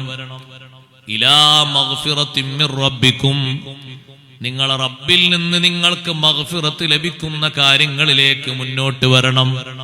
അല്ലാഹുവിൽ നിന്ന് മഗ്ഫിറത്ത് ലഭിക്കുന്ന കാര്യങ്ങൾ എന്തൊക്കെയാണ്? അതിലേറ്റവും പ്രധാനപ്പെട്ട സംഗതിയാണ്. പക്ഷെ അത് പറഞ്ഞാൽ ആളുകൾ സ്വീകരിക്കുമോ എന്നറിയില്ല. എന്നാലും ബാധ്യത എന്ന നിലക്ക് പറയട്ടെ, അല്ലാഹുവിന്റെ മഗ്ഫിറത്ത് ലഭിക്കുന്ന ഏറ്റവും പ്രധാനപ്പെട്ട ഒരു കാര്യമാണ് മറ്റുള്ള ആളുകളിൽ നിന്ന് ഉണ്ടായിത്തീർന്ന അബദ്ധങ്ങൾ, അപക്വമായ വാക്കുകളും ശൈലികളും മാപ്പ് ചെയ്തു കൊടുക്കുക. അല്ലാഹുവിന്റെ മഗ്ഫിറത്ത് ലഭിക്കാൻ, അല്ലാഹുവിന്റെ മഗ്ഫിറത്ത് ലഭിക്കാൻ വലിയൊരു മാർഗമാണ് സഹോദരങ്ങളെ അത്. നമ്മുടെ കൂട്ടുകാരും നമ്മുടെ കുടുംബക്കാരിൽ നിന്നും ഒരുപാട് നമുക്ക് സഹിക്കാൻ പറ്റാത്ത വാക്കുകളും അവസ്ഥകളും വന്നേക്കാം. ജീവിതത്തിൽ എല്ലാവരും ഒരേ രൂപത്തിലല്ലല്ലോ, ഒരേ ഭാവത്തിലല്ലല്ലോ. പലരും പല രൂപത്തിലും പല സ്വഭാവത്തിലുമല്ലേ. അപക്വമായ ചില വർത്തമാനങ്ങള്, ചില സംസാരങ്ങള്, ചില ചെയ്തികള് നമുക്ക് ഇഷ്ടപ്പെടാത്തത് വന്നേക്കാം. അത് മാപ്പാക്കി കൊടുക്കുന്നിടത്ത് നമുക്ക് കിട്ടുന്നത് എന്താണെന്നറിയോ? അല്ലാഹുവിന്റെ മഗ്ഫിറത്താണ്. റബ്ബിന്റെ മഗ്ഫിറത്ത് ലഭിക്കാൻ ഏറ്റവും പ്രധാനപ്പെട്ട ഒരു മാർഗം അതാണ്. അതുകൊണ്ടല്ലേ ലോകത്തിന്റെ നേതാവ് മുഹമ്മദുർ റസൂലുള്ളാഹി സ്വല്ലല്ലാഹു അലൈഹി വസല്ലം തങ്ങൾ തെരഞ്ഞെടുത്ത ഏറ്റവും നല്ല വഴിയും അത് തന്നെയല്ലേ. കൂക്കി വിളിച്ച് അനാവശ്യങ്ങൾ പറഞ്ഞ് കല്ലെറിഞ്ഞ് ഒന്നും സ്വീകരിക്കാതെ ത്വായിഫിന്റെ തെരുവീതിയിൽ വെച്ച് നബി സല്ലല്ലാഹു അലൈഹി വസല്ലം തങ്ങളെ സ്വന്തം കുടുംബക്കാര് തന്നെ വേട്ടയാടിയപ്പോ മുത്തുനബി സല്ലല്ലാഹു അലൈഹി വസല്ലം പ്രാർത്ഥിച്ചത് അല്ലാഹുമ്മ ഗ്ഫിർ ലി ഖൗമി, അല്ലാഹുമ്മ ഹ്ദി ലി ഖൗമി ഫഇന്നഹും ലാ യഅലമൂൻ. എന്റെ ഖൗമിന് നീ മാപ്പ് കൊടുക്കണേ അല്ലാ, പുറത്തു കൊടുക്കണേ അല്ലാ. വിവരമില്ലാത്തവരാണല്ലോ, അവർക്ക് അറിവെത്തുമ്പോ വിവേകമെത്തുമ്പോ കാര്യം മനസ്സിലാക്കി അവര് നിന്റെ മാർഗത്തിലേക്ക് വന്നുകൊള്ളും. മാപ്പ് കൊടുക്കണേ അല്ലാ. അല്ലാഹുമ്മ ഗ്ഫിർ ലി ഖൗമി എന്നല്ലേ തങ്ങൾ ദുആ ചെയ്തു കൊടുത്തത്.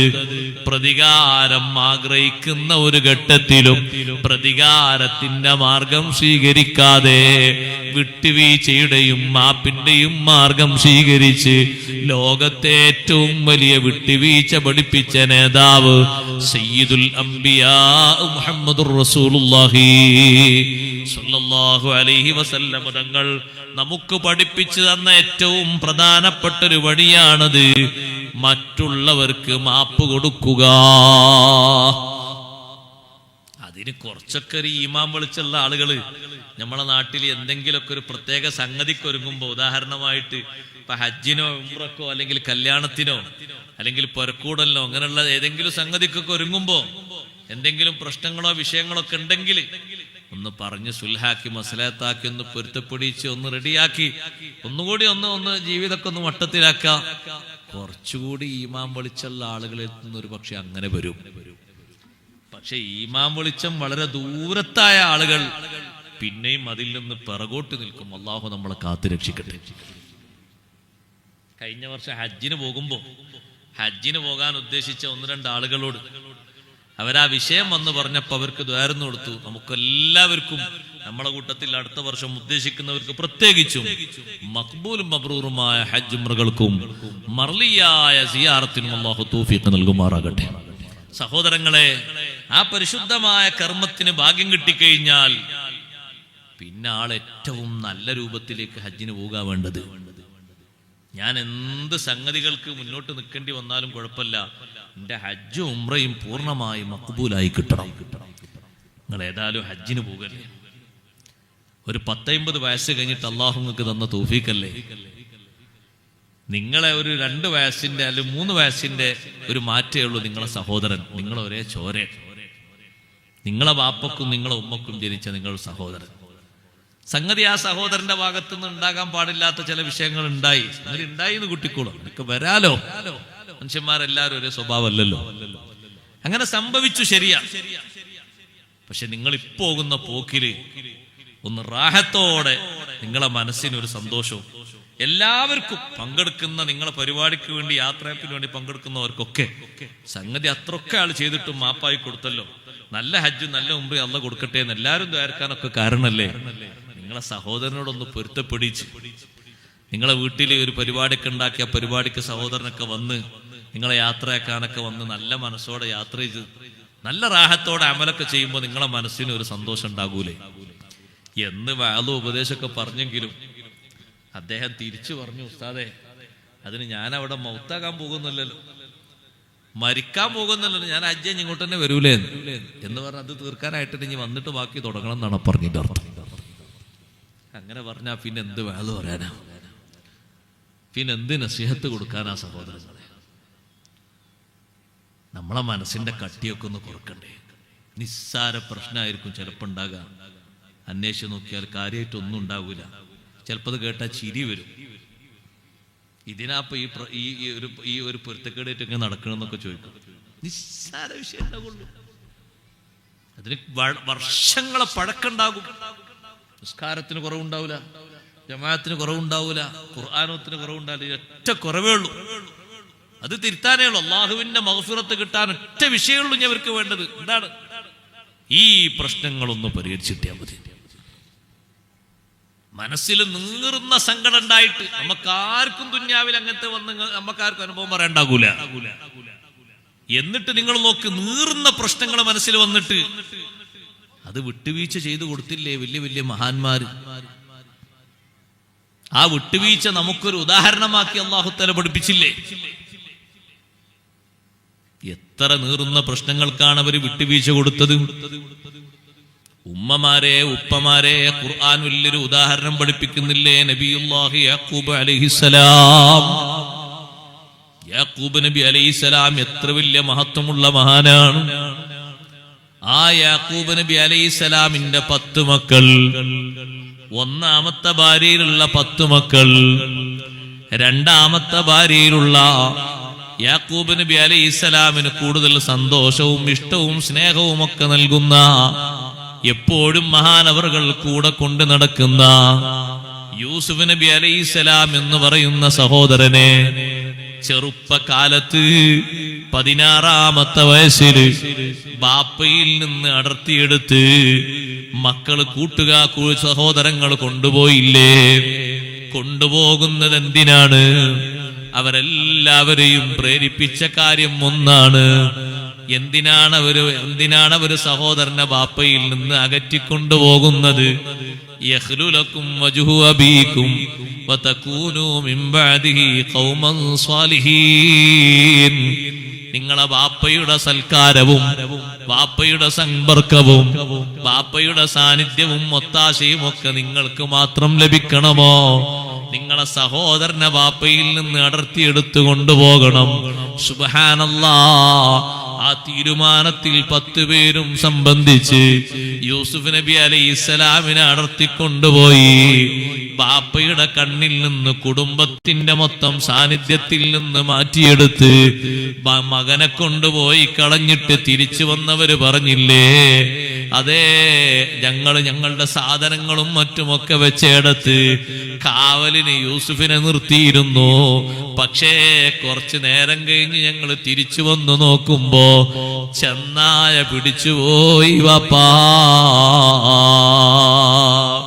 വലിയ ഒരു കളവാണ് അവര് പറയുന്നത്. ആ സമയത്ത് തന്നെ യാക്കൂബ് നബി അലൈഹിസ്സലാമിന് മനസ്സിലായിട്ടുണ്ട്. എന്തേ കാരണം? കള്ളം പറയുമ്പോ ഏതെങ്കിലും ഒരു പഴുത് ഒഴിവാക്കിയിട്ടുണ്ടാകും. അതിലൂടെ സംഗതി വെളിച്ചത്ത് വരികയും ചെയ്യും. ഇവരൊരു കുപ്പായം കൊണ്ടുവന്നിരുന്നു. ആരെ കുപ്പായം? യൂസുഫ് നബി അലൈഹിസ്സലാമിന്റെ കുപ്പായം. എന്നിട്ട് ആ കുപ്പായത്തിന്റെ മേലെ ആടിനെ അറുത്തിട്ടതിന്റെ ചോര പല ഭാഗത്തും പുരട്ടിയിട്ടുണ്ട്. എന്നിട്ട് ചെന്നായ വലിച്ചു കീറി കുപ്പായം ഇങ്ങനെ ചോരയിലായി എന്ന് പറഞ്ഞപ്പോ കുപ്പായം ഒന്ന് നേർക്കുനേരെ പിടിച്ചിട്ട് യാക്കൂബ് നബി അലൈഹിസ്സലാം പറഞ്ഞു, നല്ല ബുദ്ധിയുള്ള ചെന്നായയാണല്ലോ, ബട്ടണൊന്നും അടിക്കാതെയാണോ ഈ കുപ്പായം ചെന്നായ അയച്ചു മാറ്റിയത്? സുബ്ഹാനല്ലാഹ്. ബാപ്പാന്റെ അടുത്ത് കുപ്പായം കൊണ്ടുപോകുമ്പോ കുടുക്ക് അടിക്കാൻ മക്കള് മറന്നുപോയി.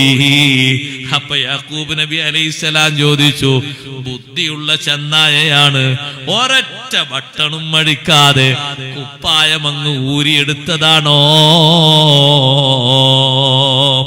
അവരെ പറയുന്നത് കളവാണെന്ന് മഹാനവറുകൾക്ക് തിരിഞ്ഞതുകൊണ്ടല്ലേ? ബൽ സവ്വലത്തിലക്കും അംഫുസുക്കും അംറാ.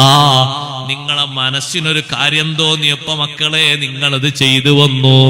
ഫസബ്റുൻ ജമീൽ വല്ലാഹുൽ മുസ്തആനു അലാ മാ തസിഫൂൻ. നിങ്ങൾ ഈ ചെയ്ത കാര്യത്തിൽ ഞാൻ നല്ല ക്ഷമ പാലിക്കുകയാണ്. അള്ളാഹുവിലേക്ക് നിങ്ങൾ പറഞ്ഞ വിഷയങ്ങളൊക്കെ ഞാൻ ഏൽപ്പിക്കുന്നു. പടച്ച റബ്ബിനോട് ഞാൻ സഹായം ചോദിക്കുന്നു. ആ മക്കൾ അങ്ങനെ നടന്നു, വീട്ടിൽ അങ്ങനെ താമസിച്ച്, യാക്കൂബ് നബി അലൈഹിസ്സലാമിന്റെ കൂടെ അങ്ങനെ താമസിച്ച് മുന്നോട്ട് പോയി. ഒരു 60 വർഷം കഴിഞ്ഞപ്പോഴും യാക്കൂബ് നബി അലൈഹിസ്സലാം ഇടക്കിടക്ക് തന്റെ മക്കളോട് പറയും, എന്റെ യൂസുഫ് കൂടെ ഉണ്ടായിരുന്നെങ്കിൽ എന്തൊരു സുഖമായിരുന്നു. ഇടക്കിടക്ക് ഓരോ കാര്യങ്ങൾ പറയുമ്പോൾ യൂസുഫ് നബി അലൈഹിസ്സലാമിനെ ഇങ്ങനെ ഓർമ്മിക്കും. ഇവര് സ്വന്തം സവിധത്തിൽ നിന്ന് യൂസുഫ് നബി അലൈഹിസ്സലാമിനെ മാറ്റിയിട്ടും ബാപ്പയുടെ സാമീപ്യവും ബാപ്പയുടെ സാന്നിധ്യവും പൂർണ്ണമായവർക്ക് കിട്ടുക എന്നുള്ള കാര്യം ഉണ്ടായില്ല. കാരണം ലക്ഷ്യം നല്ലതല്ലാത്തത് കൊണ്ട് വിഷയവും നേടിയെടുത്തില്ല. അവർക്ക് കിട്ടിയില്ല ബാപ്പയുടെ പൂർണ്ണ സാന്നിധ്യവും പൂർണ്ണ സഹകരണവും.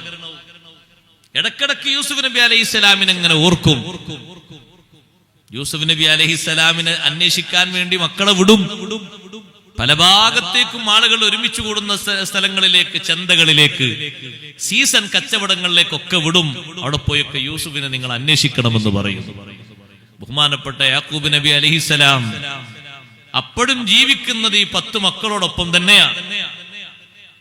പിന്നീട് സഹോദരങ്ങളെ, മിസ്രിലെ രാജാവ് റേഷൻ പദ്ധതി നടപ്പിലാക്കിയിട്ടുണ്ട്. പരിസരങ്ങളിൽ മുഴുവനും വരൾച്ച ബാധിച്ചപ്പോ, ഭക്ഷ്യധാന്യങ്ങൾക്ക് വരൾച്ച വന്നപ്പോ ആദ്യമായി റേഷൻ സംവിധാനം നടപ്പിലാക്കിയത് യൂസുഫ് നബി അലൈഹിസ്സലാമാണ്.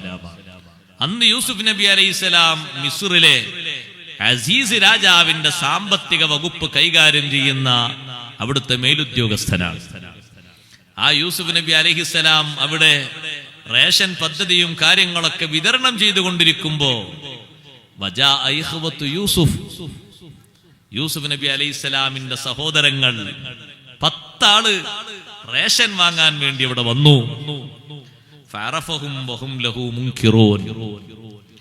യൂസുഫ് നബി അലൈഹിസ്സലാം അവരെ കണ്ടപ്പോ തന്നെ അവരെ തിരിച്ചറിഞ്ഞു. സുബ്ഹാനല്ലാഹ്, 10-60 കൊല്ലം മുമ്പ് തന്നെ ഉപ്പയിൽ നിന്ന് അടർത്തിയെടുത്ത് പൊട്ടക്കിണറ്റിൽ കൊണ്ടുപോയി വലിച്ചെറിഞ്ഞ തന്റെ ജ്യേഷ്ഠ സഹോദരങ്ങൾ 10 ആളുകളും റേഷൻ വാങ്ങാൻ വേണ്ടി വന്നിട്ടുണ്ട്. ഒരാൾക്കും അന്നം മുടക്കിയില്ല.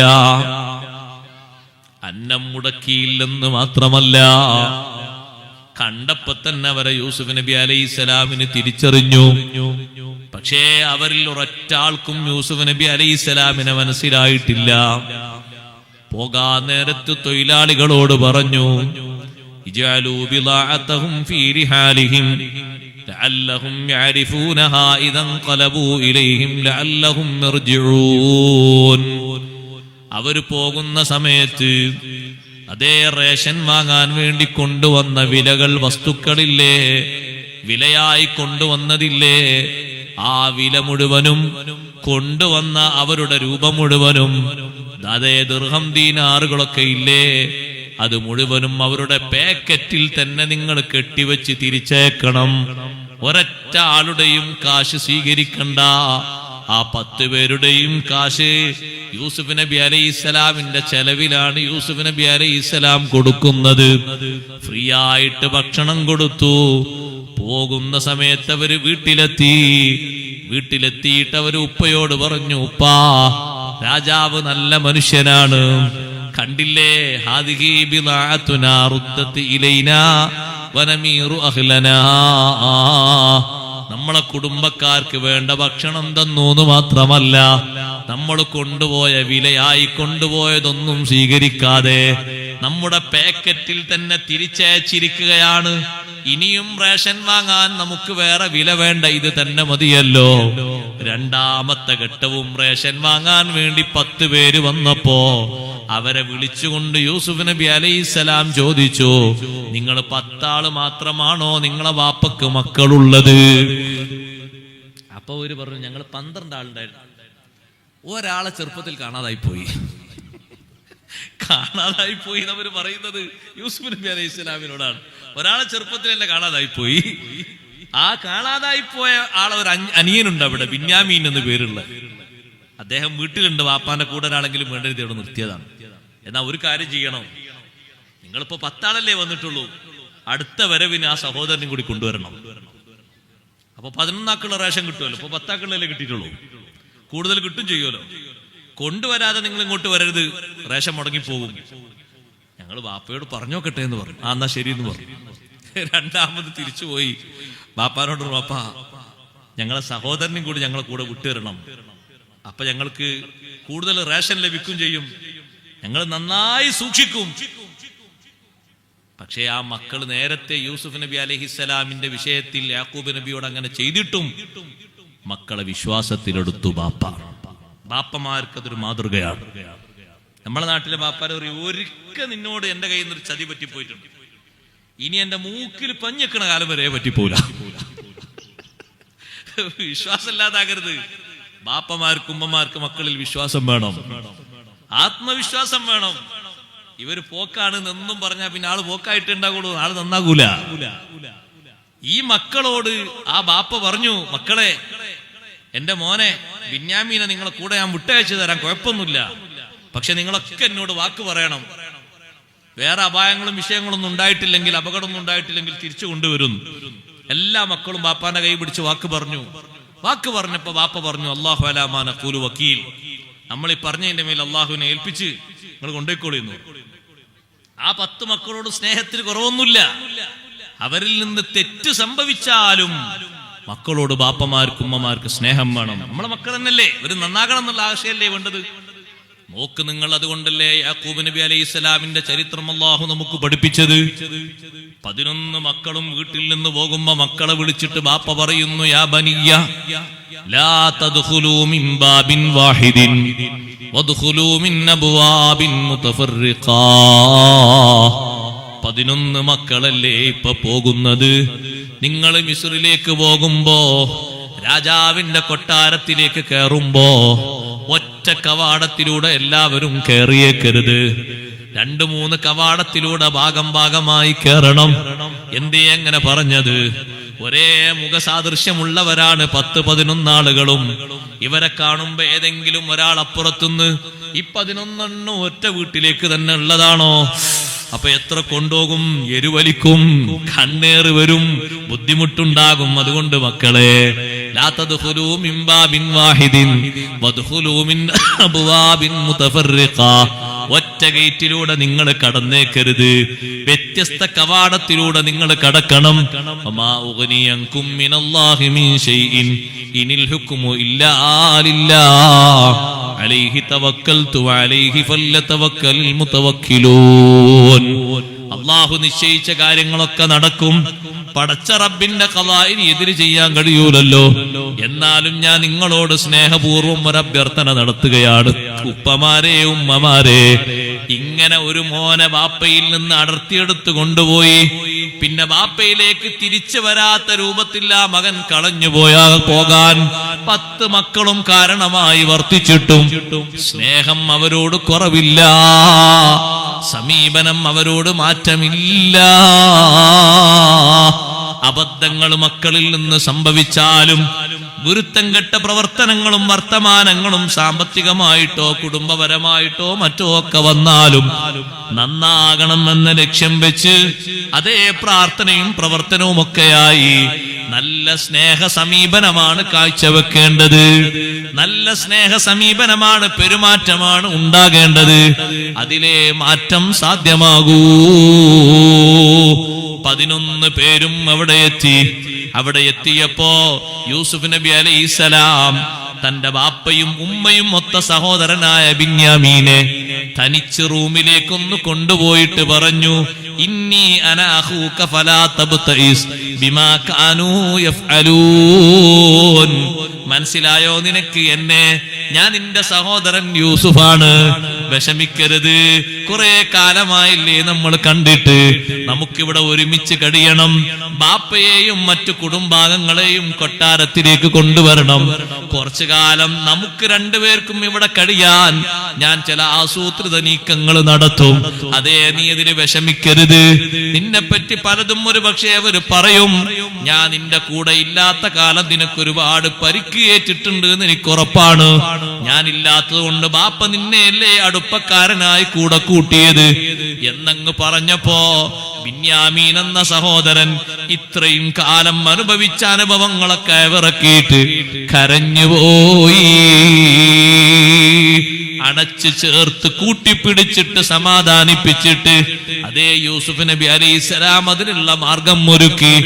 10 ആളും കെട്ടുകെട്ടാക്കിയിട്ട് അവര് പിരിഞ്ഞ് സാധനങ്ങളുമായി പോകാൻ ഒരുങ്ങുമ്പോ അയ്യത്തുഹൽ ഈറു, ഓ കച്ചവട സംഘമേ, പോകാറായിട്ടില്ല. ഒരു വിഷയം ഇവിടെ നടന്നിട്ടുണ്ട്. രാജാവിന്റെ അളവ് പാത്രം കാണുന്നില്ല. അവര് പറഞ്ഞു, അളവ് പാത്രം വേറെവിടെങ്കിലും തെരഞ്ഞോളൂ. ഒമാക്കുന്ന സാരിക്ക് ഞങ്ങൾ കക്കുന്ന ആൾക്കാരൊന്നുമല്ല, ഞങ്ങൾക്ക് അങ്ങനെ മോഷണത്തിന്റെ സ്വഭാവമൊന്നുമില്ല. അളവ് പാത്രം നിങ്ങൾ പോയോടത്ത് എവിടെയും തെരഞ്ഞോളൂ. അപ്പൊ യൂസുഫ് നബി അലൈഹിസ്സലാമിന്റെ തൊഴിലാളി ചോദിച്ചു, അളവ് പാത്രം നിങ്ങൾ എടുത്തിട്ടില്ല നിങ്ങൾ പറയുന്നു. നിങ്ങളെ കൂട്ടത്തിൽ ആരുടെങ്കിലും കൂട്ടത്തിൽ അങ്ങനെ കണ്ടെത്തിയാൽ എന്താ ചെയ്യാ? അപ്പൊ അവര് പറഞ്ഞു, ഞങ്ങളെ നാട്ടിലെ ഒരു ശിക്ഷ ഉണ്ട്, ആ ശിക്ഷ നടത്തിയാൽ മതി. എന്താ നിങ്ങളെ നാട്ടിലെ ശിക്ഷ? ഞങ്ങളെ നാട്ടിലെ ശിക്ഷ, ആരാണോ കളവെടുത്തത് അയാൾ അവിടെ തടവിലാക്കി പിടിക്കും. കുറച്ചു കാലം ഇവിടെ തടവിലുള്ളൂ. എന്നാ ശരി, നിങ്ങളെ നാട്ടിലെ ശിക്ഷ തന്നെ എടുക്കാം, വേറെ ശിക്ഷ ഒന്നും എടുക്കണ്ട. നിങ്ങളെ നാട്ടിൽ അങ്ങനെയല്ലേ ശിക്ഷ, നിങ്ങളെ ഉപ്പ അങ്ങനെയല്ലേ പഠിപ്പിച്ചെന്നത്, ആ ശിക്ഷ തന്നെ എടുക്കാന്ന് പറഞ്ഞു. കെട്ടയച്ച് തെരഞ്ഞ് അവസാനം ബിന്യാമീൻ എന്ന് പറയുന്ന സഹോദരന്റെ കെട്ടിൽ നിന്ന് അളവ് പാത്രം കിട്ടിയപ്പോ, ഇതാ അളവ് പാത്രം നിങ്ങളെ സഹോദരന്റെ കെട്ടിൽ നിന്ന് കിട്ടിയിരിക്കുന്നു എന്ന് പറഞ്ഞു. അപ്പൊ ഈ 10 ആളും പറഞ്ഞു, ഈ യസിരിഖ് ഫഖദ് സറഖ അഖുൽ ലഹു മിൻ ഖബൽ. ബിന്യാമീന് മോഷണം നടത്തിയിട്ട് ബിന്യാമീന്റെ കൂടെ സഹോദരൻ ഉണ്ടായിരുന്നു, മുമ്പ് കാണാതായി പോയെ, ആ സഹോദരന് മോഷണം നടത്തിയിട്ടുണ്ടാവും എന്ന് പറഞ്ഞു. യൂസുഫ് നബി അലൈഹിസ്സലാം ഇത് കേൾക്കല്ലേ? സഹോദരങ്ങൾ എത്ര ക്ഷമിക്കണോ, എത്ര സഹകരിക്കണോ? സ്വന്തം ചേട്ടന്മാർ ഇപ്പോഴും നേരെ എതിരെ സംസാരിച്ചുകൊണ്ടിരിക്കുന്ന, അനുകൂലമായിട്ടല്ല. 2 പ്രാവശ്യം റേഷൻ കൊണ്ടുപോയി, 3ാമത്തെ തവണ റേഷൻ കൊണ്ടുപോകുമ്പോഴും അവരെ മനസ്സിന്റെ ഉള്ളിലിരിപ്പ് നോക്ക് നിങ്ങൾ. യൂസുഫ് എന്ന് പറയുന്ന 60 വർഷങ്ങൾക്കപ്പുറം ഇവര് ബാപ്പയിൽ നിന്ന് പൊട്ടക്കിണറ്റിൽ കൊണ്ടുപോയിട്ട് ആ സഹോദരനെ കുറിച്ച് ഇപ്പോഴും അവരെ മനസ്സിലുള്ള ചിത്രം അനുകൂല ചിത്രമല്ല. ഈ യസിരിഖ് ഫഖദ് സറഖ അഖുൽ ലഹു മിൻ ഖബൽ. ബിന്യാമീൻ മോഷണം നടത്തിയോ? ആ ബിന്യാമീന്റെ ഒപ്പമുള്ള സഹോദരന്റെ വാപ്പിയമ്മയും ഒത്തേ മൂപ്പരും കട്ടിട്ടുണ്ടാവും എന്ന് പറഞ്ഞു. യൂസുഫ് നബി അലൈഹിസ്സലാം മനസ്സിൽ അത് ഒളിപ്പിച്ചു വെച്ചു, രഹസ്യമാക്കി വെച്ചു, ഒന്നും പറഞ്ഞില്ല. മനസ്സിന്റെ ഉള്ളിൽ മഹാനവറുകൾ പറഞ്ഞു, അന്തും ഷർറും മക്കാന വല്ലാഹു അലം ബിമാ തസിഫൂൻ. നിങ്ങൾ ഇപ്പോഴും ആ സ്വഭാവം ഒന്നും മാറ്റിയിട്ടില്ലല്ലേ, ഇപ്പോഴും പഴയ സ്വഭാവത്തിൽ തന്നെ ഉള്ളത്. നേരത്തെ 16ാം വയസ്സിൽ വാപ്പയിൽ നിന്ന് എന്നെ കൊണ്ടുപോകുന്ന അതേ സ്വഭാവം തന്നെയാണ് ഇപ്പോഴും മാറ്റൊന്നും ഉണ്ടായിട്ടില്ല. അന്തും ഷർറും മക്കാന. അവര് കെഞ്ചി പറഞ്ഞു, ഞങ്ങളെ വാപ്പക്ക് നേരത്തെ തന്നെ ഒരു കുട്ടി നഷ്ടപ്പെട്ടു പോയിട്ട് അതിന്റെ ദുഃഖം മാറിയിട്ടില്ല, അതുകൊണ്ട് സഹോദരൻ എങ്ങനെങ്കിലും തരണം, ഞങ്ങളെ 10 ആളിൽ ഏതെങ്കിലും ഒരാളിവിടെ നിർത്തണം. അല്ല, അത് നിങ്ങൾ പറഞ്ഞ നിയമത്തിനെതിരാകൂലേ? നിങ്ങൾ നേരത്തെ എന്തേ പറഞ്ഞത്? ആരിൽ നിന്നാണോ അളവ് പാത്രം കിട്ടുന്നത് അയാളെ പിടിച്ചു വെക്കണം എന്നല്ലേ? പിന്നെ വേറൊരാളെ പിടിച്ചു വെച്ചാൽ അത് അക്രമാവൂലേ? അതുകൊണ്ട് കിട്ടിയ ആളവിടെ നിർത്തണം, ആ വിട്ടു തരാൻ പറ്റൂല എന്ന് പറഞ്ഞു. 10 ആളുകളെ കൂട്ടത്തിൽ ചില ആളുകൾ അങ്ങോട്ട് പോയി. കുറച്ചാളുകൾ പറഞ്ഞു, ബാപ്പ പറയാതെ ഞങ്ങൾ വരുന്നില്ല എന്ന്. ബാപ്പ പറയാതെ ഞങ്ങൾ വരുന്നില്ല എന്ന് പറഞ്ഞ് കുറച്ചാളുകൾ റേഷൻ സാധനങ്ങളും കൊണ്ട് അങ്ങോട്ട് പോയി. പോയവര് യാക്കൂബ് നബി അലൈഹിസ്സലാമിനോട് പറഞ്ഞു, ഉപ്പാ, നിങ്ങളുടെ മകൻ മോഷണം നടത്തിയ കാരണം ശിക്ഷ കൊടുക്കാൻ വേണ്ടി രാജാവ് പിടിച്ചു വെച്ചിരിക്കുന്നു. ഞങ്ങൾ നുണ പറയുകയല്ല, സത്യമാണ് പറയുന്നത്. അടുത്ത് തന്നെ വരുന്ന കച്ചവട സംഘം ഞങ്ങളെ പിന്നിലുണ്ട്, അവരോടും ചോദിച്ചോളൂ ഇത് തന്നെയല്ലേ നടന്നത് എന്ന്. ഞങ്ങളൊരു നിലക്കും കള്ളം പറയുന്നില്ല. മകൻ അവിടെയുണ്ട്, കൊട്ടാരത്തിൽ രാജാവ് പിടിച്ചു വെച്ചിട്ടുണ്ട്. യാക്കൂബ് നബി അലൈഹിസ്സലാം സങ്കടത്തിന്റെ മേലെ സങ്കടമായി. അപ്പോഴും മക്കളോട് പറഞ്ഞു, മക്കളെ, അസല്ലാഹു അൻ യഅതിയനി ബിഹിം ജമീആ ഇന്നഹു ഹുവൽ അലീമുൽ ഹകീം. നിങ്ങളെ മനസ്സിനൊരു കാര്യം തോന്നിയത് നിങ്ങൾ ചെയ്തു, അത് നിങ്ങൾ എന്നോട് വന്ന് പറഞ്ഞു, ഞാൻ ക്ഷമ പാലിക്കുന്നു, എല്ലാവരെയും അല്ലാഹു എനിക്ക് കൊണ്ടുതരും എന്ന് ഞാൻ ഉറച്ചു വിശ്വസിക്കുന്നു. പിന്നെയും വീട്ടിൽ വന്ന സഹോദരങ്ങളോട് പറഞ്ഞു, നിങ്ങൾ വീണ്ടും മിസ്റിലേക്ക് പോകണം. സഹോദരൻ ഉള്ളയിടത്തോ അതിന്റെ പരിസരത്തോ യൂസുഫ് നബിയെ നിങ്ങൾ തിരയണം. ആ സഹോദരൻ അവിടെ ഉണ്ടോ എന്ന് കൊട്ടാരത്തിൽ പോയി നോക്കണം.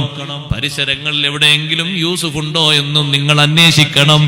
റേഷൻ കൊണ്ടുവന്ന് വെച്ച ആളുകൾ തിരികെ വീണ്ടും മിസ്റിലെത്തിയപ്പോ 10 ആളുകളെയും ഒരുമിച്ച് റൂമിലേക്ക് വിളിച്ച് യൂസുഫ് നബി അലൈഹിസ്സലാം അവരോട് പറഞ്ഞു, അല്ല,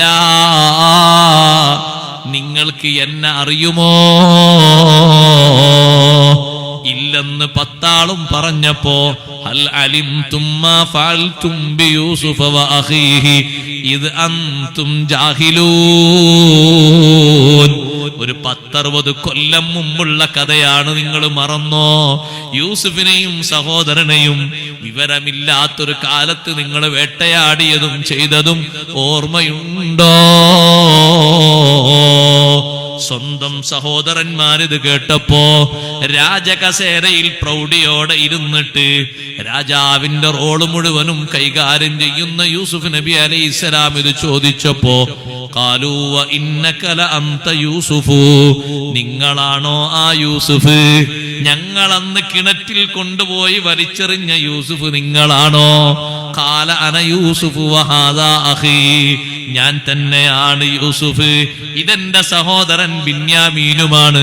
ഖദ് മന്നല്ലാഹു അലൈനാ, അല്ലാഹു ഞങ്ങൾക്ക് വലിയ അനുഗ്രഹം ചെയ്തു.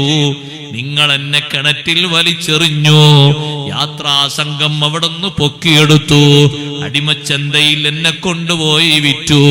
ആ അടിമച്ചന്തയിൽ നിന്ന് നല്ല മൂല്യം വില കൊടുത്ത് ഈ രാജാവ് കൊട്ടാരത്തിലേക്ക് എന്നെ കൊണ്ടുവന്നു.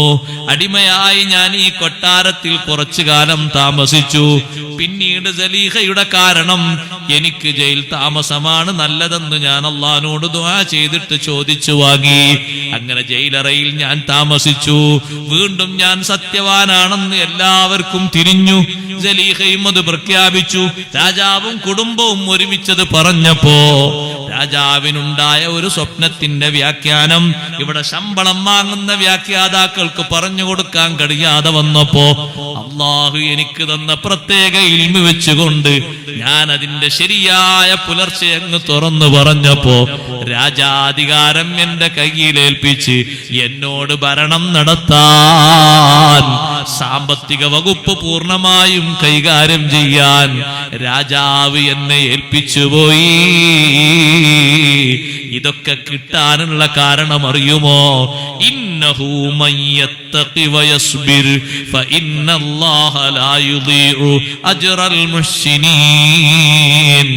ആര് തഖ്വയിൽ അധിഷ്ഠിതമായി ജീവിക്കുന്നോ, മുത്തഖീങ്ങൾക്കുണ്ടാകേണ്ട ഏറ്റവും വലിയ ഗുണം വയസ്ബിർ, അവർ സ്വബർ ചെയ്ത് ജീവിക്കുന്നു, പരീക്ഷണങ്ങളിൽ പതറാതെ സ്വബർ ചെയ്യുന്നു, ആരാധനകളിൽ ശരീരം തളച്ചിട്ട് സ്വബർ ചെയ്യുന്നു, അനാവശ്യങ്ങളിൽ നിന്ന് ശരീരത്തെ മോചിപ്പിച്ച് സ്വബർ ചെയ്യുന്നു.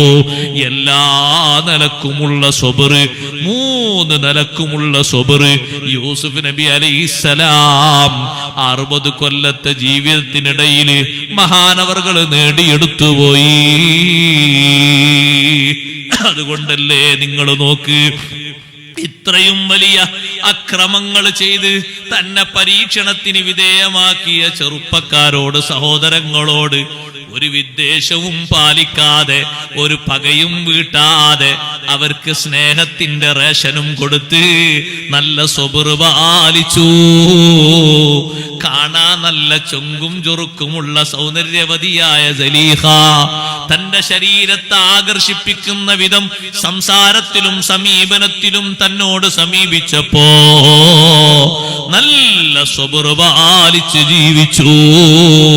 ആ സലീഹയുടെ കാരണം അള്ളാഹുവിൽ നിന്ന് ദുആ ചെയ്ത് ചോദിച്ചു വാങ്ങിയ പരീക്ഷണത്തെ പരീക്ഷണത്തിന്റെ ഘട്ടങ്ങളായ 30 വർഷം ജയിലറയിൽ കഴിഞ്ഞപ്പോഴും സുബ്റോടെ ജീവിച്ചുപോയി.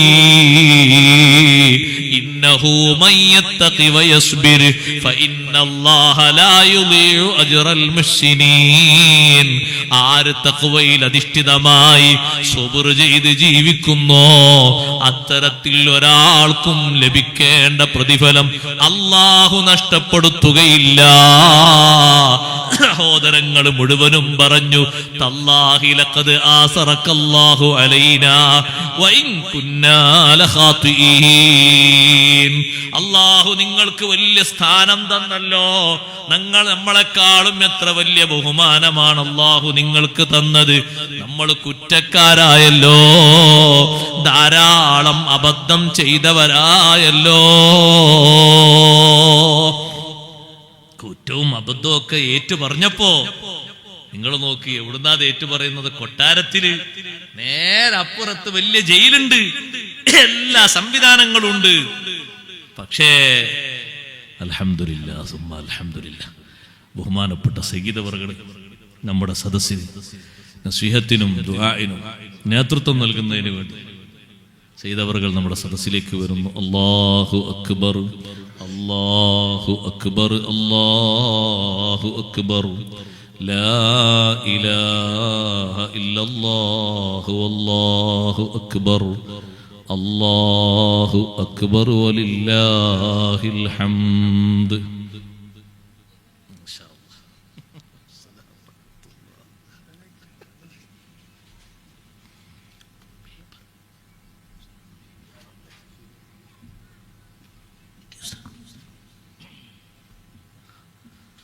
എല്ലാവരും പുറത്തു നിൽക്കുന്ന ആളുകളൊക്കെ സദസ്സിലേക്ക് കയറിയിരിക്കും.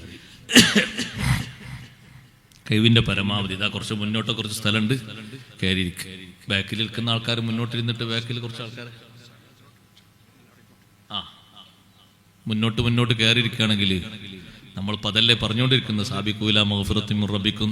മുന്നോട്ട് കയറിയിരിക്കുകയാണെങ്കിൽ നമുക്ക് 2 കൂലി കിട്ടും. ഒന്ന് മുന്നോട്ട് കയറിയിരുന്നു എന്നുള്ള കൂലിയും കിട്ടും, ബാക്കിൽ ഒരാളെ ഇരുത്തി എന്നുള്ള കൂലിയും കിട്ടും. അപ്പൊ 2 കൂലിയായി. നമ്മൾ കയറിയിരുന്ന കാരണമാണല്ലോ ബാക്കിൽ ഒരാൾ വന്നിരുന്നത്, അപ്പൊ അതും കാരണമായി. അതുകൊണ്ട് മുന്നിലേക്ക് കയറിയിരിക്കണം. അവിടെ പുറത്ത് നിൽക്കുന്ന സഹോദരങ്ങളൊക്കെ, ആ റോഡിന്റെ ഭാഗത്ത് നിൽക്കുന്നവരൊക്കെ സദസ്സിലേക്ക് വന്നിരിക്കണം. ഇൻഷാ അല്ലാഹ് ഞാൻ പറഞ്ഞ വിഷയം പൂരിപ്പിക്കാം. ബഹുമാനപ്പെട്ട യൂസുഫ് നബി അലൈഹിസ്സലാം തെറ്റുകുറ്റങ്ങൾ ഏറ്റുപറഞ്ഞ സുഹൃത്തുക്കളോട് 10 ആളുകളും വലിയ തെറ്റല്ലേ ചെയ്തത്. ബാപ്പക്ക് എന്തൊരു സ്നേഹമായിരുന്നു യൂസുഫ് നബി അലൈഹിസ്സലാമിനോട്. യൂസുഫ് നബി അലൈഹിസ്സലാമിന് എന്തൊരു സന്തോഷമായിരുന്നു ഉപ്പയോടുകൂടെയുള്ള ജീവിതത്തിൽ. അതൊരു 25 കൊല്ലം കൂടി തേക്കാൻ അവർ അയച്ചില്ലല്ലോ. അവരെ മനസ്സിൽ പിടികൂടിയ ഹസദ് കാരണം, ആ ഹസദ് ഇങ്ങനെ മൂർജിച്ചു വന്നപ്പോ ബാപ്പയിൽ നിന്ന് സ്വന്തം മകനെ അടർത്തിയെടുത്തു കൊണ്ടുപോയി തെറ്റുകുറ്റങ്ങൾ ഏറ്റുപറഞ്ഞ സഹോദരങ്ങളോട് ലാ തസ്രീബ അലൈക്കുമുൽ യൗം യഗ്ഫിറുല്ലാഹു ലക്കും വഹുവ അർഹമുർ റാഹിമീൻ. നിങ്ങളോട് എനിക്കൊരു പ്രതികാരവും തീർക്കാനില്ല. വാക്കുകൊണ്ടോ പ്രവൃത്തി കൊണ്ടോ കേസുകൊണ്ടോ ഒന്നും ഞാൻ നിങ്ങളോട് പ്രതികാരം തീർക്കുന്നില്ല. യഗ്ഫിറുല്ലാഹു ലക്കും, അല്ലാഹു നിങ്ങൾക്ക് മാപ്പാക്കി തരട്ടെ. വഹുവ അർഹമുർ റാഹിമീൻ. ഞാൻ എന്റെ സഹോദരങ്ങളോട് പറയട്ടെ, ജ്യേഷ്ഠന്മാരിൽ നിന്ന് വല്ല ദുസ്വഭാവങ്ങളും നേരിട്ടാൽ, അനുജന്മാരിൽ നിന്ന് വല്ല ദുസ്വഭാവങ്ങളും നേരിട്ടാൽ, സഹോദരന്മാരിൽ നിന്ന് വല്ല വാക്കിന്റെ അബദ്ധമോ സാമ്പത്തിക ഇടപാടിലെ എന്തെങ്കിലും വിഷയമോ നേരിട്ടാൽ, അത് ചെറിയ അതിര് തർക്കമാണെങ്കിലും ശരി, ഭൗതികതയുടെ പേരിലുള്ള എന്താണെങ്കിലും ശരി, വിട്ടുവീഴ്ച ചെയ്തിട്ട് യൂസുഫ് നബി അലൈഹിസ്സലാം സ്നേഹം ചെയ്തതുപോലെ, മാപ്പ് കൊടുത്തതുപോലെ നമ്മൾ മാപ്പ് കൊടുത്ത് സഹകരണ ജീവിതം നയിക്കണം. എന്നാൽ അല്ലാഹു തരുന്ന മഗ്ഫിറത്ത് കയ്യും കണക്കുമില്ല. ആ 10 സഹോദരങ്ങളും ചുറ്റും കൂടിയിരുന്ന് സംസാരിക്കുമ്പോ അവരോട് യൂസുഫ് നബി അലൈഹിസ്സലാം ചോദിച്ചു, നമ്മളെ വാപ്പാന്റെ ഹാലെന്താണ്? അവര് പറഞ്ഞു, ബാപ്പ നിങ്ങളെ ആലോചിച്ച് കരയാത്ത ദിവസമില്ല, സങ്കടം പറയാത്ത ദിവസമില്ല. എന്തെങ്കിലും ഒരു സൗന്ദര്യമുള്ള ഒരാളെ കണ്ടാൽ, നല്ല സംസാരം സംസാരിക്കുന്ന ഒരാളെ കിട്ടിയാൽ, നല്ലൊരു സുഗന്ധവാസന അടിച്ച് വീശിയാൽ, അപ്പോഴൊക്കെ ബാപ്പ നിങ്ങളെ പറയാറുണ്ട്. പറഞ്ഞ് പറഞ്ഞ് കരഞ്ഞ് കരഞ്ഞ് ഹത്തബിയല്ലത്ത് ഐനാഹു മിനൽ ഹുസ്നി ഫഹുവ കദീം. ബാപ്പയുടെ കണ്ണിന്റെ കൃഷ്ണമണി പോലും വെളുത്തുപോയി. യൂസുഫ് നബി അലൈഹിസ്സലാം പറഞ്ഞു, സഹോദരങ്ങളെ, എന്റെ കുപ്പായമിതാ, ഇദ്ഹബൂ ബിഖമീസി ഹാദാ. ഈ കുപ്പായം അത് ധരിച്ച കുപ്പായമല്ല, അപ്പുറത്തുനിന്നൊരു കുപ്പായം ഇങ്ങ് എടുത്തു കൊടുത്തു. ആ കുപ്പായം ചെറിയ കുപ്പായമാണ്. യൂസുഫ് നബി അലൈഹിസ്സലാം ഇപ്പൊ വലിയ ആളായിട്ടുണ്ട്. അന്ന് ധരിച്ചിരുന്ന ഈ കുപ്പായം ഏതാണ്? ജിബ്രീൽ അലൈഹിസ്സലാം ധരിപ്പിച്ച കുപ്പായമാണ്. ആ കുപ്പായം ആരുടേതാണ്? ഖലീലുല്ലാഹി ഇബ്രാഹിം അലൈഹിസ്സലാത്തു വസ്സലാമിനെ തീയിലേക്ക് നമ്രൂദ് എറിഞ്ഞപ്പോ ജിബ്രീൽ അലൈഹിസ്സലാം അവിടെ ധരിപ്പിച്ചിരുന്നൊരു കുപ്പായമുണ്ട്. അതേ കുപ്പായമാണ് പൊട്ടക്കിണറ്റിലേക്ക് തന്റെ സഹോദരങ്ങൾ ധരിച്ചിരുന്ന ഷർട്ട് അയച്ചിട്ട് കീറിപ്പറിച്ചിട്ട് ഷർട്ടില്ലാതെ കിണറ്റിലേക്ക് താഴ്ത്തിയപ്പോ ജിബ്രീൽ അലൈഹിസ്സലാം വന്ന് ധരിപ്പിച്ച കുപ്പായം. ഈ കുപ്പായം കൊണ്ടുപോയി എന്റെ ബാപ്പയുടെ മുഖത്തേക്ക് ഇടണം. യഅതി ബസീറാ, ബാപ്പക്ക് നല്ല കാഴ്ച ശക്തി കിട്ടും. എന്നിട്ട് വഅതൂനി ബിഅഹ്ലികും അജ്മഈൻ, നിങ്ങളെ ഉമ്മാനെ, എന്റെ ഉമ്മ മരിച്ചു പോയല്ലോ, നിങ്ങളെ ഉമ്മയുണ്ടല്ലോ എന്റെ മൂത്തമ്മ, ആ ഉമ്മയെയും നിങ്ങളെ മക്കളെയും മറ്റു കുടുംബാംഗങ്ങളെയും ഒന്നാകെ കൊട്ടാരത്തിലേക്ക് കൊണ്ടുവരണം. ഇനിയുള്ള കാലം താമസം ഇവിടെ തന്നെ. മക്കള് കുറച്ച് ആളുകൾ യൂസുഫ് നബി അലൈഹിസ്സലാമിന്റെ സവിധത്തിൽ നിന്ന് യൂസുഫ് നബി അലൈഹിസ്സലാമിനെ കണ്ട വിവരങ്ങളൊക്കെ പറയാൻ വേണ്ടി നേരത്തെ കുറച്ച് ആളുകൾ പോയി സഹോദരങ്ങളെ കൂട്ടത്തിൽ നിന്ന്. അപ്പൊ പിന്നാലെ 2-3 ആളുകൾ, ഈ കുപ്പായം കൊണ്ട് പിന്നാലെ 2-3 ആളുകൾ പോയപ്പോ വീട്ടിലുള്ള മക്കളോട് യാക്കൂബ് നബി അലൈഹിസ്സലാം പറഞ്ഞു, ഇന്നി ലഅജിദു റീഹ യൂസുഫ ലൗലാ അൻ തുഫന്നിദൂൻ. മക്കളെ, യൂസുഫ് നബി അലൈഹിസ്സലാമിന്റെ വാസന ഞാൻ നന്നായി ആസ്വദിക്കുന്നുണ്ട്, ആ വാസന എനിക്ക് കിട്ടുന്നുണ്ട്. എത്ര ദൂരണ്ട് അതിനിടക്ക് വാസന കിട്ടുന്നുണ്ട് എന്ന് പറഞ്ഞപ്പോ മക്കള് പറഞ്ഞു, തല്ലാഹി ഇന്നക ലഫീ ളലാലിക്കൽ ഖദീം. ബാപ്പ, ഇപ്പൊ നിങ്ങൾ പഴയ സിദ്ധാന്തത്തിൽ തന്നെയാണ്. നല്ലൊരു വാസന കിട്ടിയ അപ്പൊ പറയാം എന്റെ യൂസുഫിന്റെ മണാണ്. നല്ലൊരു മുഖം കണ്ടാ പറയും എന്റെ യൂസുഫിന്റെ മുഖം പോലെ ഉണ്ട്. നല്ല വസ്ത്രം ധരിച്ചെടുക്കുന്ന ഒരാളെ കണ്ടാ പറയും അങ്ങനെ തന്നെയാണ് എന്റെ യൂസുഫും വസ്ത്രം ധരിക്കുന്നത്. പഴയ നിങ്ങൾ ആ മനസ്സിലുള്ള ആ സ്നേഹം കൊണ്ട് നിങ്ങൾ ഇപ്പോഴും പറയാണ്. അല്ല, കുറച്ചു കഴിഞ്ഞപ്പോ സഹോദരങ്ങള് വസ്ത്രവുമായി വന്നിട്ട് വാപ്പയുടെ മുഖത്ത് ആ വസ്ത്രം ഇട്ടപ്പോ പൂർണ്ണ കാഴ്ച തിരിച്ചു കിട്ടി. അപ്പൊ വീട്ടിലുള്ള മക്കളോട് നേരത്തെ പറഞ്ഞവരോട് യാക്കൂബ് നബി അലൈഹിസ്സലാം ചോദിച്ചു, അലം അഖുൽ ലക്കും ഇന്നി അഅലമു മിനല്ലാഹി മാ ലാ തഅലമൂൻ. ഞാൻ നിങ്ങളോട് പറഞ്ഞില്ലേ, അല്ലാഹുവിൽ നിന്ന് നിങ്ങൾ അറിയാത്ത പലതും ഞാൻ അറിയുമെന്ന്. ഞാൻ പറഞ്ഞത് ശരിയല്ലേ? യൂസുഫ് ജീവിച്ചിരിക്കുന്നുണ്ട് എന്നും യൂസുഫിന്റെ വാസന ഞാൻ അനുഭവിച്ചൊക്കെ ശരിയല്ലേ? എല്ലാ മക്കളും 10 ആളും അപ്പോഴേക്ക് അവിടെ എത്തിയിട്ടുണ്ട്. അവര് എല്ലാവരും ഒരുമിച്ച് പറഞ്ഞു, യാ അബാനാ ഇസ്തഗ്ഫിർ ലനാ ദുനൂബനാ ഇന്നാ കുന്നാ ഖാതിഈൻ. ബാപ്പാ, 1 കൊല്ലമല്ല, 2 വർഷമല്ല, 70 വർഷമായില്ലേ, ഞങ്ങൾ ഒരുപാട് തെറ്റുകുറ്റങ്ങൾ ചെയ്തു പോയി. എത്ര നുണയാ ഞങ്ങൾ പറഞ്ഞത്, എത്ര അബദ്ധങ്ങളാ ഞങ്ങൾ ചെയ്തത്. യൂസുഫ് നബി അലൈഹിസ്സലാമിന് എത്ര ഇല്ലാ കഥകൾ ഞങ്ങൾ പറഞ്ഞു. തെറ്റുകുറ്റങ്ങൾ ഒരുപാട് ഞങ്ങൾ ചെയ്തു പോയി ബാപ്പാ. ഞങ്ങൾക്ക് വേണ്ടി അള്ളാഹുവിനോട് മാപ്പ് ചോദിച്ചു തരണേ. ഉപ്പമാരെ, ഉമ്മമാരെ, ഏതെങ്കിലും ദുർബല നിമിഷത്തില് നമ്മളെ മക്കളിൽ നിന്ന് സഹിക്കാൻ പറ്റാത്ത സംഗതികൾ ഉണ്ടായി എന്ന് കൂട്ടിക്കോളൂ. ഞാൻ ഒറ്റ ഉദാഹരണവും പറയുന്നില്ല. അത് വീട് വിട്ട് ഇറങ്ങിപ്പോയതാണെങ്കിലും ശരി, സാമ്പത്തികമായി എന്തെങ്കിലുമൊക്കെ ദുരുപയോഗം നടത്തിയതാണെങ്കിലും ശരി, കൂട്ടുകാരുടെ ഒപ്പം കൂടിയിട്ട് ഏതെങ്കിലും അനാവശ്യത്തിൽ സംബന്ധിച്ചതാകട്ടെ, ദുർബല നിമിഷത്തിൽ അബദ്ധം ചെയ്തിട്ട് നന്നാകണമെന്ന മനസ്സോടെ തിരിച്ചു വരുന്ന മകനെ നിങ്ങളുടെ ആഢ്യത്വം ഉപയോഗിച്ച്, കാരണോസ്ഥാനം ഉപയോഗിച്ച്, തറവാട് മഹിമയുടെ മഹത്വം പരിഗണിച്ച് നിങ്ങളുടെ നാട്ടിൽ മുതിർന്ന ആളാണെന്നൊക്കെ മനസ്സിലാക്കിയിട്ട് ആട്ടി ഓടിക്കല്ല, തള്ളിവിട്ടേക്കല്ല. എത്ര പ്രാഗൽഭ്യമുണ്ട് യാക്കൂബ് നബി അലൈഹിസ്സലാമിന്. അള്ളാഹുവിൽ നിന്ന് വഹി ലഭിക്കുന്ന മഹാനല്ലേ. 70 കൊല്ലം 10 മക്കളും ചെയ്ത അബദ്ധങ്ങള് എണ്ണി എണ്ണി ബാപ്പാന്റെ മുന്നിൽ നിരത്തിയപ്പോ ഇറങ്ങിപ്പോയടാന്നല്ലോ ബാപ്പ പറഞ്ഞത്. മക്കളെ, സൗഫ അസ്തഗ്ഫിറു ലക്കും റബ്ബി ഇന്നഹു ഹുവൽ ഗഫൂറുർ റഹീം. എന്റെ റബ്ബിനോട് നിങ്ങൾക്ക് വേണ്ടി ഞാൻ പൊറുക്കലിനെ തേടും മക്കളെ. നിശ്ചയം നിങ്ങൾക്ക് വേണ്ടി ഒരു സമയം ഞാൻ അള്ളാഹുവിനോട് പൊറുക്കലിനെ ചോദിക്കും. അള്ളാഹു കൂടുതൽ മാപ്പ് ചെയ്യുന്നവനാണ്. നിങ്ങൾക്കും അള്ളാഹു മാപ്പ് തരും, നിങ്ങളെയും അള്ളാഹു നന്നാക്കും. കണ്ടോ ബാപ്പ പറഞ്ഞത്? പൊറുത്ത് തരൂലെന്നല്ല, ഒരു കാലത്തും പൊരുത്തപ്പെടൂലെന്നല്ല, അള്ളാഹിനോട് മാപ്പ് ചോദിക്കൂലെന്നല്ല. സൗഫ അസ്തഗ്ഫിറു ലക്കും റബ്ബി ഇന്നഹു ഹുവൽ ഗഫൂറുർ റഹീം. സഹിക്കാൻ കഴിയാത്ത നഷ്ടം ആ ഉപ്പാക്ക് വന്നിട്ടില്ലേ? കരഞ്ഞ് കരഞ്ഞ് കരഞ്ഞ് കണ്ണിന്റെ കാഴ്ചക്ക് സാരമായ പരിക്ക് വന്നിട്ടില്ലേ? യൂസുഫ് നബി അലൈഹിസ്സലാമിന്റെ ഉമ്മ എത്ര സങ്കടപ്പെട്ടു, ബിന്യാമീൻ എന്ന സഹോദരൻ എത്ര സങ്കടപ്പെട്ടു. സങ്കടങ്ങളുടെ കഥകൾ അങ്ങ് വായിച്ചാൽ 70 കൊല്ലത്തിലധികമില്ലേ.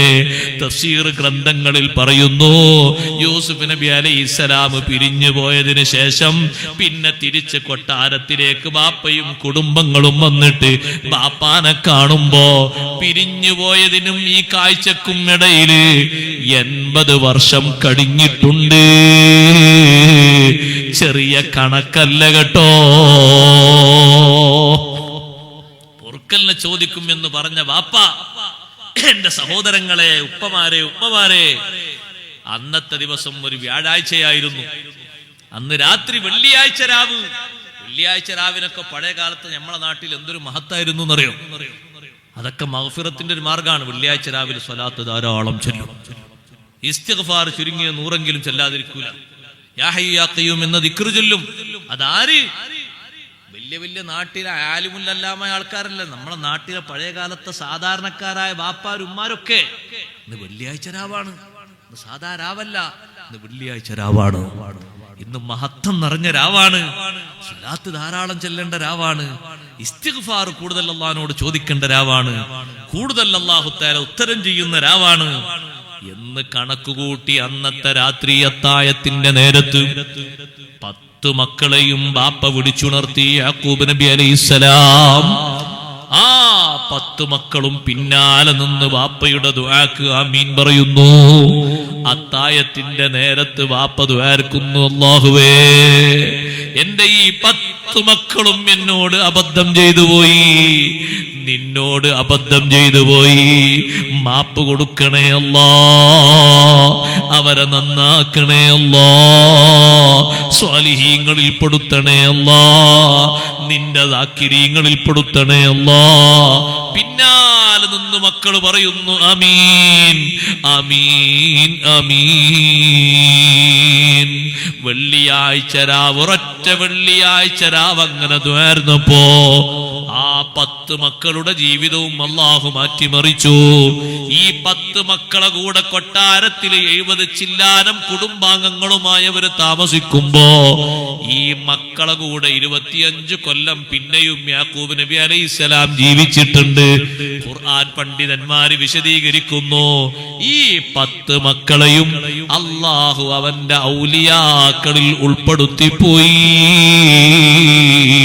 തെറ്റുകുറ്റങ്ങൾ ചെയ്ത് സജീവമായ 70 വർഷത്തെ മാപ്പുകൾ, പാപക്കറകൾ മുഴുവനും ഉപ്പാന്റെ കണ്ണീരിൽ ചാലിച്ച ആത്മീയതയിലൂന്നിയ അത്തായ നേരത്തുള്ള പ്രാർത്ഥന കൊണ്ട് അല്ലാഹു സ്വീകരിച്ച് ഉത്തരം നൽകിയിട്ട് ആ 10 ആളുകളും അല്ലാഹുവിന്റെ ഔലിയാക്കളിൽ ഇടം പിടിച്ച രീതിയിൽ ജീവിക്കുന്നത് കാണാൻ ബാപ്പയായ യാക്കൂബ് നബി അലൈഹിസ്സലാമിന് അല്ലാഹു തൗഫീഖ് നൽകി. പറഞ്ഞ വിഷയം മറക്കരുത്. സാബിഖൂ ഇലാ മഗ്ഫിറത്തിൻ മിർ റബ്ബിക്കും, നിങ്ങളെ റബ്ബിൽ നിന്നുള്ള മഗ്ഫിറത്തിലേക്ക് നിങ്ങൾ പെട്ടെന്ന് ഉയർന്നു വരണം. മത്സര ബുദ്ധിയോടെ ഓടി വരണം.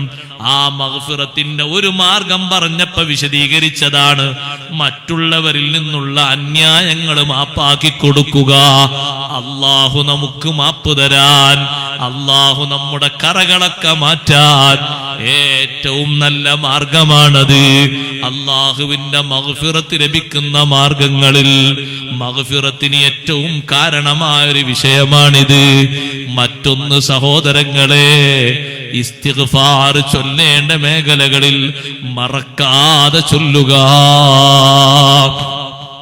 റബ്ബ് സുബ്ഹാനഹു വ തആലയോട് ഇസ്തിഗ്ഫാർ ചോദിക്കുന്ന ദുആകൾ ഒരു ദിവസവും വിടാതിരിക്കുക. ഇസ്തിഗ്ഫാർ ചോദിക്കുന്ന ഒരു പ്രധാനപ്പെട്ട ദുആയല്ലേ ആയത്തുൽ കുർസി. ആയത്തുൽ കുർസി ഇസ്തിഗ്ഫാർ കിട്ടുന്ന ഒരു പ്രധാനപ്പെട്ട ദുആയാണ്. ആമനർ റസൂൽ ഇസ്തിഗ്ഫാർ കിട്ടുന്ന പ്രധാനപ്പെട്ട ഒരു ദുആയാണ്. അതേ കിടക്കാൻ പോകുന്ന സമയത്തും ആമനർ റസൂൽ ഓതൽ സുന്നത്തുണ്ട്. അതിലില്ലേ മാപ്പ് ചോദിക്കുന്ന ദുആയല്ലേ കാര്യമായിട്ടുള്ളത്. റബ്ബനാ ഗുഫ്രാനക റബ്ബനാ വ ഇലൈക്കൽ മസീർ.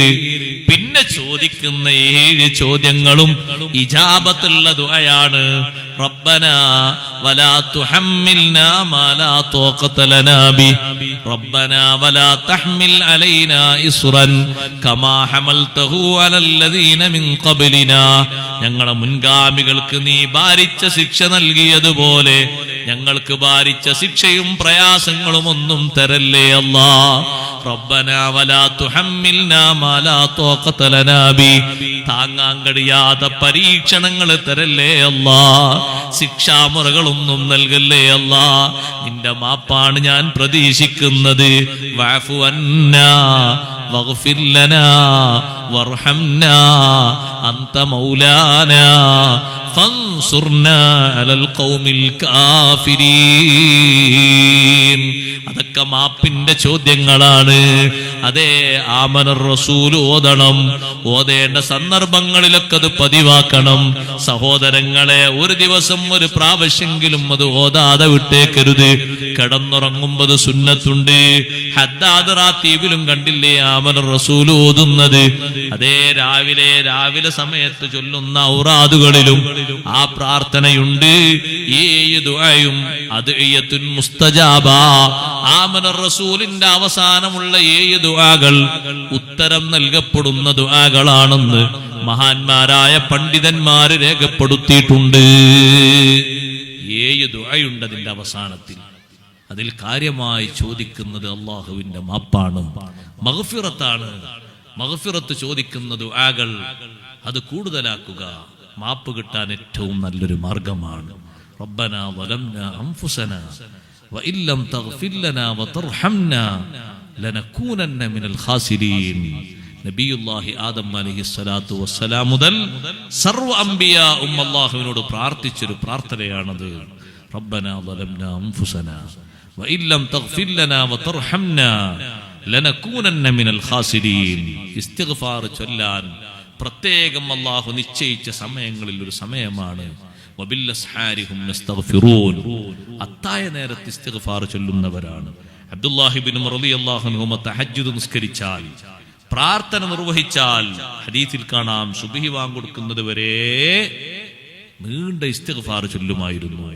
ഒരു ഹദീസിൽ 70 എന്നും വേറെ ഹദീസിൽ 100 എന്നും രേഖപ്പെടുത്തിയത് കാണാം. കഴിവിന്റെ പരമാവധി അത്തായ നേരത്തുള്ള ഇസ്തിഗ്ഫാർ ബാക്കിയുള്ള നേരത്തുള്ള ഇസ്തിഗ്ഫാർ പോലെയല്ല.